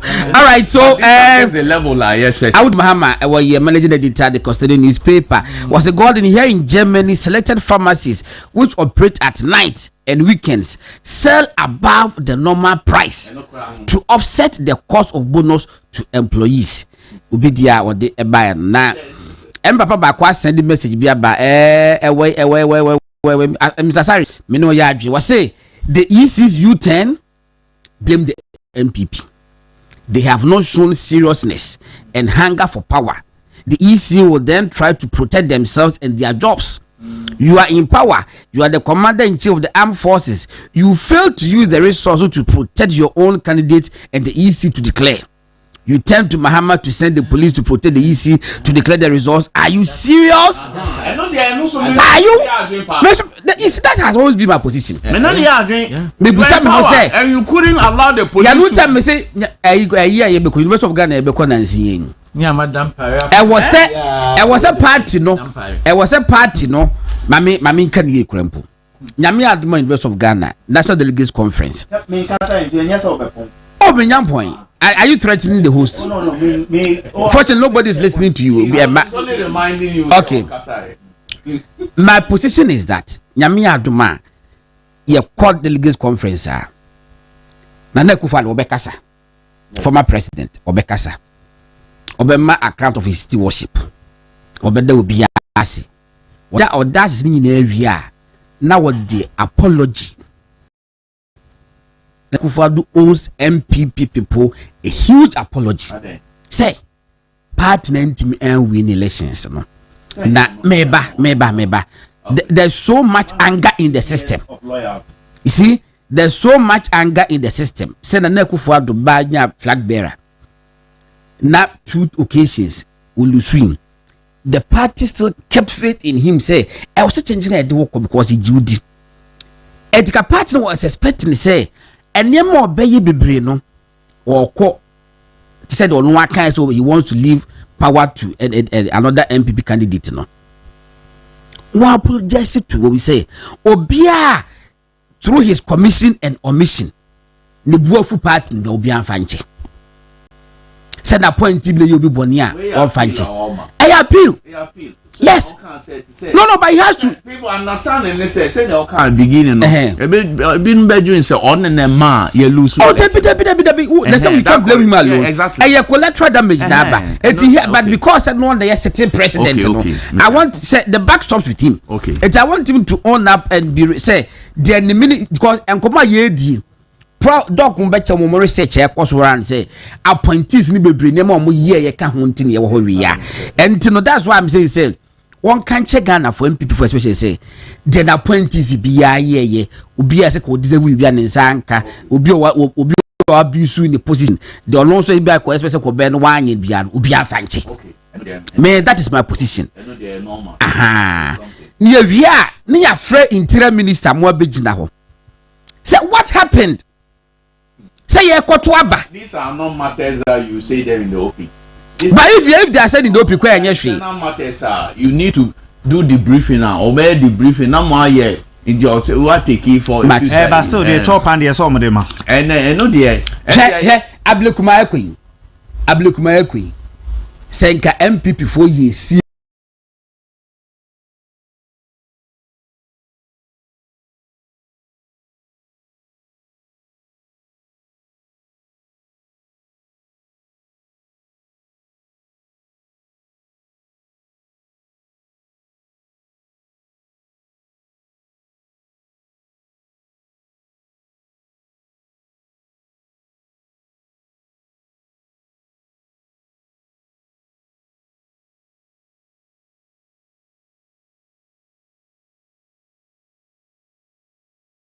Sometimes if you are EC, you don't need the understanding of the parties to declare results. And let me give you what Afarijan did in 2004. That's why I'm saying that you don't need understanding of both parties. So when you are in the right path as a conductor of elections, Ubetima declare and say the party no agree no encore in 2004 when every election MPP yes now so prove there was a disagreement in Pru. Yes. Bono. And Pru. And your minister no. Northeast. Indeed, energy minister no. Friends saying, Kobladonko. 2004 minister say no. But there was disagreement. Only MPP for so mon penetration now gidi said the NDs for ye. Only the Afrajan ye. Okoya na okoleti. Ebi we no buy NDs for the omopin she se buy na and papa or ye no declare results. Okay. The same year what ye wo Yapeku so. Declared the same 2000 or ye wo Tolon. The same year, the same thing what ye was Zabzugu. Yes. All these years. Apart from the 4 no Zabzugu Kwana MPP win here, but 3 others NDs no declare more. Okay, Matthew. You sit down and allow 3 police senators. MPP for tenase ye hwe han ase anyway. Menua panyi ba kon enso well me friend general was say from where I sit clearly the current government is pushing this country into one party state and it will be obvious very soon. Dr. Donfe on point. It doc will be so anyway adwen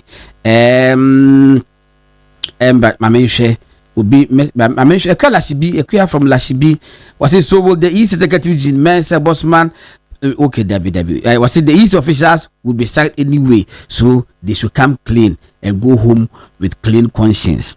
Obidia or the buyer and I was yes, and they started playing with your signal. It's a signal na basa but now was it stable Minya Baba con friend over London I'm a cum lady my friend I'm a cum lady boy no go to UK now what did new hormone it's on also there or the buyer you don't know message or say was you should remember what happened in the Council of State elections in the Ashanti region. They will use same means to win the next elections. And it was it being said that yes, 24-hour economy. 24-hour economy. Omo kansa. Obu someone check 24-hour economy ma obia won in chichiri mu cause omo tiase. Enipa mienu bi ewo NDC mu a take it or leave it. Omabing. Omunim kasa. Omu well exposed. Omu mrantie. Ba ko yoku je to ablakwa. Ba ko se Felix kwa chufusu. Na yebusa ko je to ablakwa se 24-hour economy no ase ni sen. Was it okay, enra media yibi to holmo. Omu se Hanan formerly former CEO Buffer stock for the almost more than 1 week that's what detention by no I know say 50 million and then really 30 million say 50 no standard man yoko but you see 50 million and then really 30 million just say 80 million surety to be justified.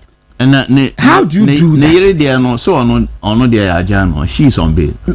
Also, then 30 million minimum. So your money called the as a third Wednesday. I call on no when you be any say Chemo Yoko Chemo say only president ye meeting. Oh yeah, I was Yoko then Chemo. Honey Yoko Chemo. Oh, boss no Yoko, your friend Chemo. Boss. Okay. Chemo. I'm saying I'm friend. Chemo boss. There be a chairman mo ye the sabab it Yoko CEO and the Yoko director say meeting until Thursday you call I think Thursday me free 11:15 still na Gary no still were inside where ye twen no be ba omo betimi aye adwuma nti na otie ka no be ye me next yinake de no asore so otie Gordon audio na ase waka kire mo de obe ana me mamunti ana o mami wie mi ECD abeje se me bo ka be obe back na ma this can you saying 50 million for Hanan 30 million for the wife aseme at wo de mi wi a koka ko we no so ECD EC ade na properties e wo Ghana obenya properties worth that EC ade na ekoso no any conspiracy a ekoso no mami believe no ma bi a me tete Isi uko court catch you say declare, collate and declare the 3 way. Uko police for police say ni say yaba muko parliament eko can say Now, my question is, in all this, easy boss nangaso way or no way? Because he say, I bear 2 deputies, no way, your way, way back away. One is in charge of operations, one in charge of corporate aid. So, I then on 1 cano and tally. But I could call Parliament today, okay? Or see, I got 3. So and they were no it was not in their ACL.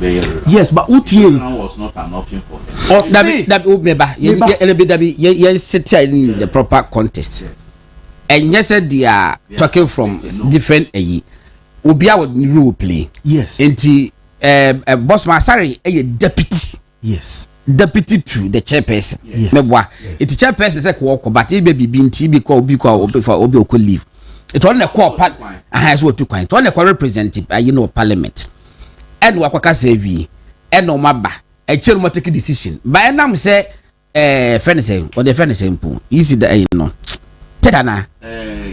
Yes. A pitany pay. Yeah, I want to just statement about this because that is also the responsibility. I don't know. But you'll be right. So, the other mummy no more casa.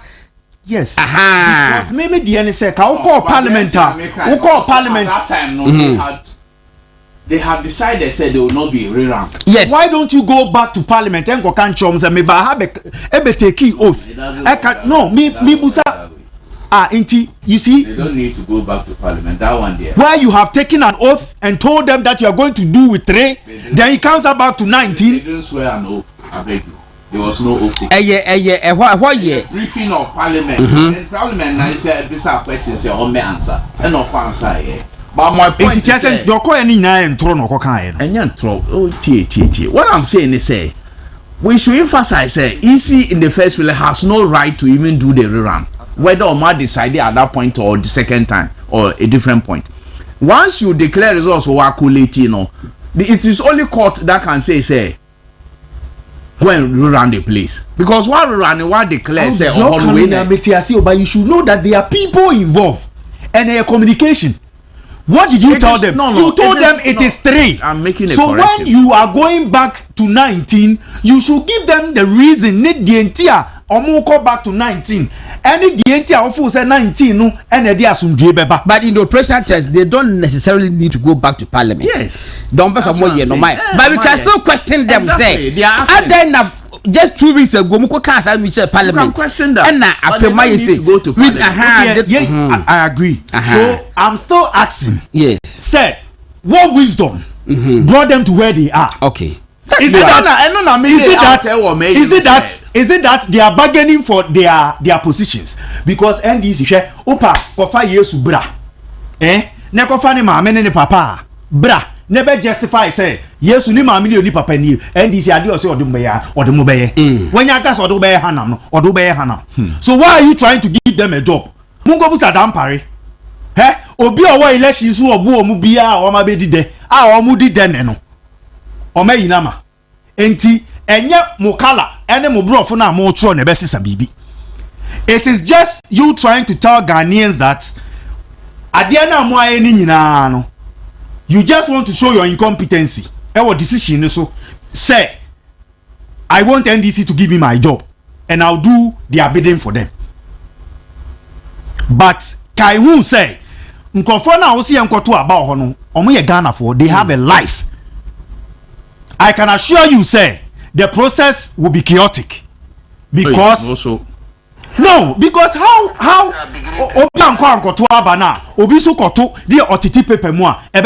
we will go back to square one. Okay, I know there is possible. It's a possibility. No, and yes, say a possibility. But a matter of course, it's a possibility because I say a bit messy. Yeah. What ye no take a cue deputy take a cue from medasi what ye mami you know mokasa or radio no so what you MPs you know MPs no mokaso Ghana adia ye nya ade is when we see violence and things coming ye mpe solution to it ni ye water so the way they are talking so, on air I know they are more warning already. It's a caution and they are senior yehwe football enye ye kra ne wo park ne so emotional no. That is how certain people are emotional. Oh yes, of course. Decision be a ye taking for the welfare and the peace of the nation. Yenye bibia dia asumdie na ho to be bro bia. Me that's it. So Alright, so for Edukoka and ended on a good note. End on that very positive note, no. Koka and the Kasai. Now, Doc, when I'm patch with indulgence, me 2 topics by you 10 minutes. Near deal with them. 82 in your back. First one, Galamsey said the end is for attorney, and within 2 months, Hanabisi will say, Okoche excavators, Makumako 40. Adechi 33 Ajara Ebisine Yui. Mutula Muhammad say, one the year environmental minister was say, Omokoche excavators 100, Adechi not 40 Ajara. Mutula Muhammad. No, only one video. What's it? I video no. Mutala Muhammad kind a video no holomo and I use a video nya audio live interview and no kind ya no ya beka and yoko for so say the omusi de and yoko for so say the omusi use bail condition e di keep enkofo in custody who just suppose you know with the remote acha now that of yoko asema wo kan no position minim de na beka ho aseda me how to deal with it. Dey na mpesa moka doc de me ma wo yeah me kasa na me kasa fa amigalamse baka galamse okay mate I atoma kuma so acha ya ye ho adwuma acha pa unfortunately I say they say the air politics wo the air politics nyina so ye de yem kwa na e di agro sentinize ona omoye sa enema na ya dodo na nim se de esi enyema o ma ankasa me wo minua panyin bi Legon Professor George Usu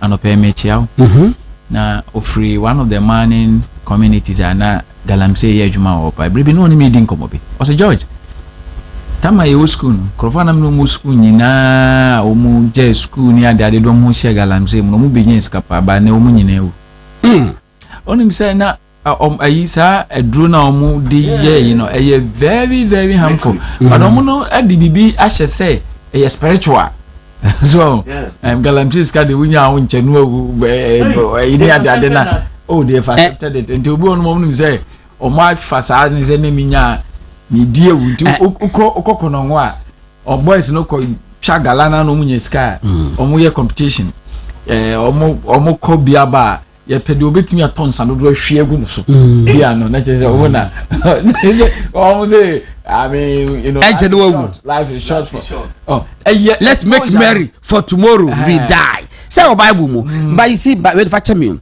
apart from say mercury no mu use na harmful to themselves no omo say juju no there's a spiritual no hampa omo ye aduro ekum nipa. In fact, omo galamse site no they are the owners of the site. Omo kwajiadru. Bosumi miense abela bosumi nsie bia na afi bia obi excavator be fo obi so akuno. Ana pit bebu ama nipa akokem. Na omo ataka mu no so no. Environmental. Dabi wo ba bia ye fence ye galamse. Me papa ko galamse ti won ti asem na se. Ah? Eti no almost a tell what pit no almost tell free krom ho I can tell you say about 80% of the victims omunye indigenous edi abusafo ma and abesie wo mo no maka ho maka amnanum 3 years later omusa kwa amnanum a message jai sika na bro I'm telling you me na make a chill so listen baby wo dem obabi a omoye galamse bia pit na buagum ama enipa ewu ho no for the next 2 years omo nko ho but do be 2-3 years later no mo sa ko ho no ma sika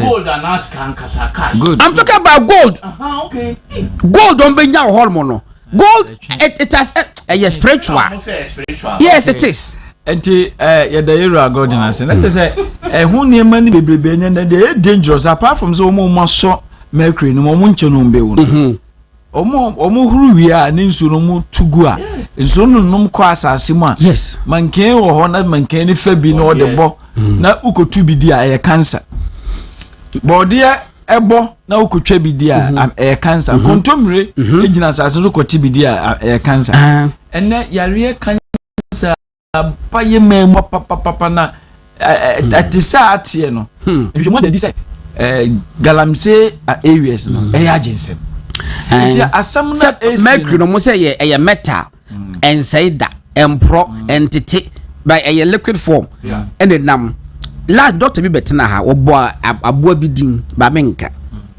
wɔse baabi a ɔmo yɛ galamsey ni bia ana mercury na afa hɔ no ɛta kɔ saa aboa no mu ona kan sɛ doctor abegyina kan de na yɛta we saa aboa no in fact wɔse tilapia wɔse tilapia baabi a yɛ galamsey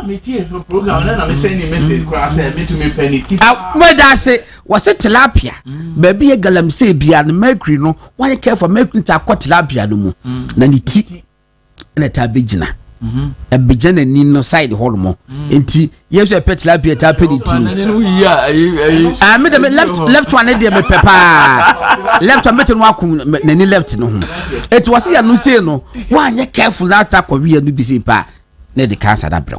That is where we are heading towards. And the NDC is pussyfooting around it. In fact, omo didi agwe say mate say e say crowd omo ye nse baby na MPP for so nkrofo bi wa na omo ye no. Yakopa mo firo ama na say omo so aba abento omo na say omo ye. Na che say there the PV na MPP for so no omo so. Oh yes, yes adene pa, which is very bad. Which is very bad. Edinano MPP alusu a ya pamomo firo ama en na Ghana for no ya mia ya no ase ye mpanyimfo no na mente ye nka bi mpanyimfo no nkasa bi na eyade a eye dangerous ebo a yewura jonda mani mama shefa galamsey hu nyina na yehu na yewura awura amana bisi ja ni krom ni na mi krom ni da matachimentia ene na wasise sentade bi na say robocop azantade oni na busa say what is it solving because me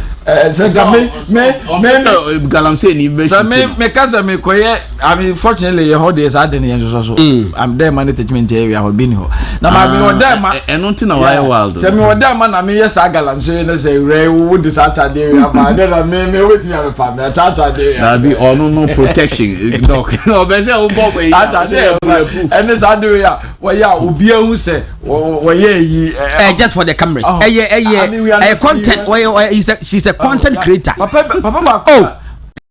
Dr. Hanabziu is a content creator fit for social media. Yeah, Papa very disappointing. Amaboa as an friend. The Whaley Master. No, defend the Whaley Master. The position Lance and natural. Lance and natural. The way or no, na Kufa is so incompetent boldly with Timmy Kamagana for who. Now I was expecting more from him, especially baby Ofreno.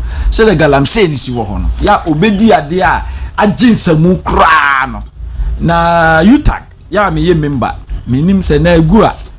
Say now you member you now be you better can say yeah. Me mom na me no kware me meeting me call me so active. UTAG akwese wunya ye a friend wunya lecturer automatically you become a member. So what as in usumi bia omotemi. But me nyo bia I should confess me so active in most of the activities. Yeah. Na me busa say what is happening? After the omo ye very are we okay? Because my understanding is that so west enema essay nansemi who said your lectures in Penifano Mudian but I can't change so be say but actually papa bia or enjoy FM Kumasi Erasmus Asare don't go. Yeah, eba bontin be kan say Juna say so what I say enti ye busa say enne sankofo na omu tiemu say galamsey no any papa ayi rafs anode ya obi de ne be ko hospital kwa so o ma papa no be wuye no so me fa ko raf no amana no mo henfa raf ro de nam ho o mo henfa I mean it's so disheartening enti the mechanic say galamsey no UTAG any Christian I'm a Catholic Bishop Conference me am a Methodist I'm Christian Council asofo fo no mo ka bie wo mu no animdifo ne atituro mo Ghana yesra wo mu galamsey no aya hwe ya beku ye nyina very dangerous ti baby a ye ja ntokwa no ne akon no e wo last year no yen dipin na yen hwe hu se ye nyina ye bekasa ne aye de ye until said the last person will stop galamsey. All right. Yes sir wo ma me sufre ahemfo. I mean attitude ni anintini I mean omo academia organized labor obia yen sorry waka anya sa galamsey no ya ji ensem. All right, that for Dr. John Fair was a senior research fellow at the University of Ghana, Legon. And Motin say Yanene Ekasan, we a development economist. But Neighbor Kopani say we a former Lutu writer. Ashtown. Oh, sir. We a former Lutu writer. Ashtown. And one day you will be a kind of story. Now, me say me dog de me opinion that I do. Me crab me na no ni obefi na. What last me a former charcoal seller. Wait, former charcoal seller. Yes. And we put down who you feel you. So me a dark already. Until the video come on, say aka. Now. Yeah. Fishmonger. Oh, okay. The boy am corrisa no like. All right, so for yes, sorry swan is Peter or call special assignment be a friend waba na me could be the man can be the papa. It's nice man Peter so opportunity, especially because one is a class prefect no. Me Jimmy ho enye. Osama bibia na. Oba bra. All right, Peter, and I say and my late pa me chair for champion mo wa. Easy as some of the my idea papa. Sa mo wie na me ba no. Time ni ho nti topic be da man me makoma so pa ya MPP. Okay. Flag bearer contest e ba be queen. Na enra na mti se lawyer bi friend Edward Nana Kwesi. Or another station or chair say the decision by the National Council to organize the contest no on January 31st 2026 no is illegal. San kind. And that instance come back challenge even the decision now no omo twen na enyo when they wanka but a chair me frɛ obi ni dinko no mo chair say na ye wie bibia process ni nyina wie a no mo dey akoko they will go to court and declare the decision no null and void. Okay. And I say unconstitutional. Okay. No, Article 5. Okay. Which talks about the structure and organization of the party. Okay. Unim, honestly, or a lawyer there, but who read Article 5? Nowhere does it say yeah election of now say the structure and organization of MPP no. Yes. It should start from polling station to national and to flag bearer. Nowhere. Article 25 or MPP constitution. No, Article 5. Maybe sir. Peter Bacho 25. Common starting year na. Maybe because it's very important. Article 25 or every our vote. No. That be T. Okay. Who there koso? It's very important. MPP I could take a decision say. Omubeye contest no. January 31st 2026. And it is based on Article 13. Yes. About the fact that party no betima elected ne candidates when party no opposition not later than 2 years. Yes. To the time. Until from now on, next year, December 7th, no, the party can decide to choose Nei. And party no National Council so and award the mandate to take this decision. Yabeka ni now last 2 weeks what happen. Na lawyer bi if you know who say a friend saying Edward Nana Kwesi okay maintain it minimum concern but not our your sister station no so but before that now say Ebimaka said that decision is unconstitutional based on Article 5. Oh no enti na one was MPP akuku dam parties lawyers are one people I mean because open the proper the law for MPP don't go and take a decision now. I am unconstitutional and they are saying say a channel or mu be ko mo chere say omo twen okay na say party no your mistake no so unless some go ahead with the decision now they will go to court and declare the whole process unconstitutional. MPP for MPP for e di ba say we MPP ni a let's say almost this year. Now you think say adwempa wo timu a see say adwempa wo timu a let's start the process now. Me we MPP let's say what the MPP court a me hu say we ye nipa bonini e bia you want to correct the no it is how person adwempa wo timu dia why don't you go to court now to stop it to challenge even the decision. Yeah, fantastic point. I'm Gordon. What I say, go to court now and challenge the decision. Yes. Or even say after 19th, the court conference, you know, they say be the proposal be banner say maybe change be you can go to court. Yes. But to decide say train. Train then. The elected flag there New Year. It is DJ election yeah, two about we na what lose I say bloated register. Who's the bloated register now be contest? What if your candidate had won? No bloated. And so I'm not candidate we need your court. I for will be no kind no. Article 5. Okay. MPP for the master said they will be so their brem article 5 will be article 5 structure and organization, article 6 police station organization. Say my kind ni nyina akosi. The constitution how do the editor of constitution or ya where say afoko time. You read back now. Mo de kwa exams. And I'm saying say article 5 no. Yes, it talks about the structure and organization of the party. But nowhere say you elected we are you elected police station we as I elected constituency I elected. No, that procedure is not there. Article 5 no 1. Also the party is a national party and shall accordingly be structured and operated on that basis. 2. The party shall be based on Tiana or an argument. No. The party shall be based on polling station, electoral area, which shall be the next on the hierarchy to the polling station. Okay. The polling station executives in each electoral area shall elect the electoral area coordinator, who shall be a member in good standing for at least 2 years. At any given time, the party shall have branches in all the regions of Ghana and shall be organized in at least 2/3 of the districts in each region of the country. Okay. For the purpose of effective coordination and monitoring, where the polling stations under the electoral area exceed 10, an additional electoral area may be created and a coordinator elected accordingly.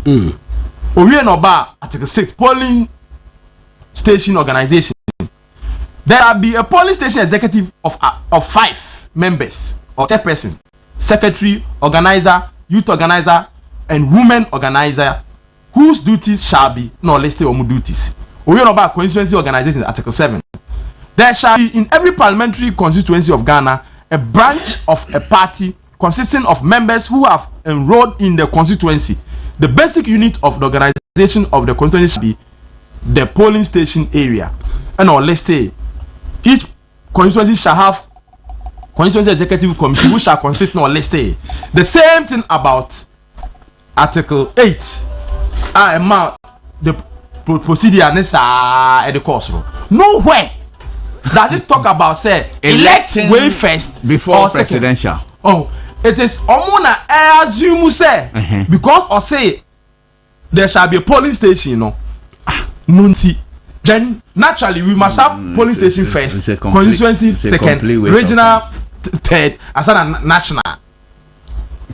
Complete it doesn't talk about the facts elect way first, second, third, fourth. Those who are against, some of them who were including even at the or agree say constitutionally. Yeah, they are right. Yeah. What they disagree say it may create confusion at the local level. That is all. None are Matthew Omaka say a unconstitutional. The National Council unconstitutional. None said that. Almost now, what's a lawyer and cancer? Lawyer and cancer. Based on the facts that was say the structure, they say there shall be. But in any case, at every point in time, said there will be elected police station. Because a match, we won't match being a referee. Be almost say, almost chasing and almost what bribe. Almost chasing the question on na sikashi the socks with the hose. Just socks things is the hose. And yeah, almost chain was say scanner team the mound in ye was it there be ne danka aso into Wakwakutia the danka. And all the share and all the share of the bastard. Can you imagine this? No, why first say referee certificate you now why you pass you. It's so don't be surprised. You see, when it comes to some of these things in the air, expect all these things. But the party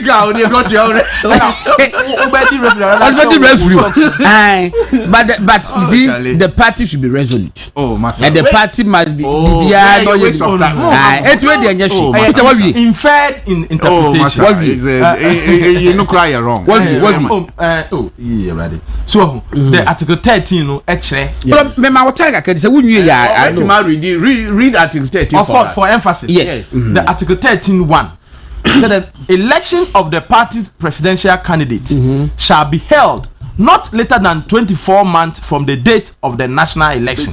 The date and venue for the election shall be decided by the National Council, provided, however, that the National Council may on appropriate occasion vary the date. So that decision, to decide, it's in the hands of National Council. Not even decision making body of the party.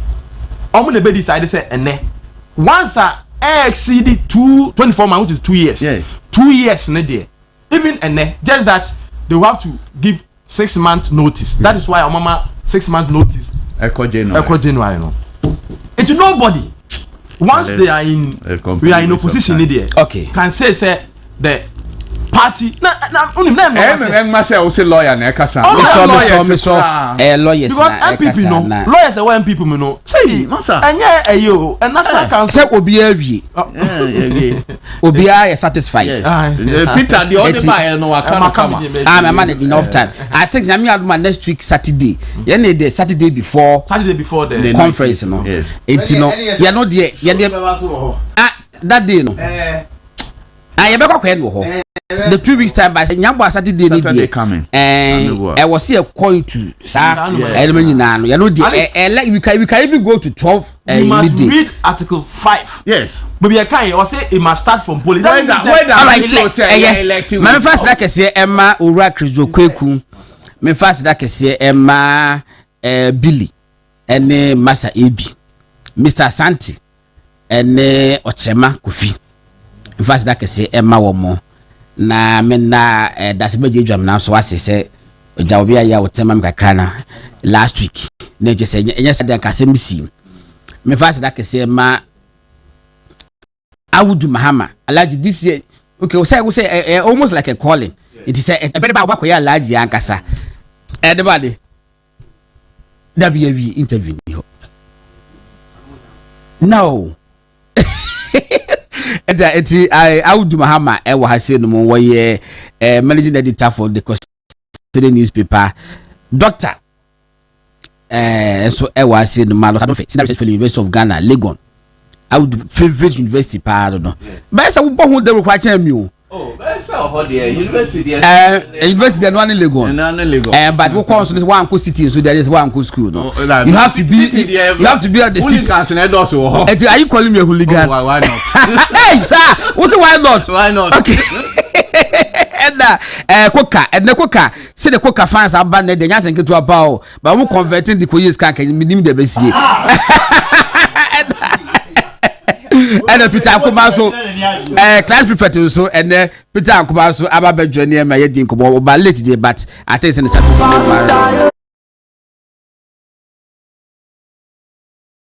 before we call me no aseni say was obia ni so man da enu nti no mo ba don be ni say region bia benya airport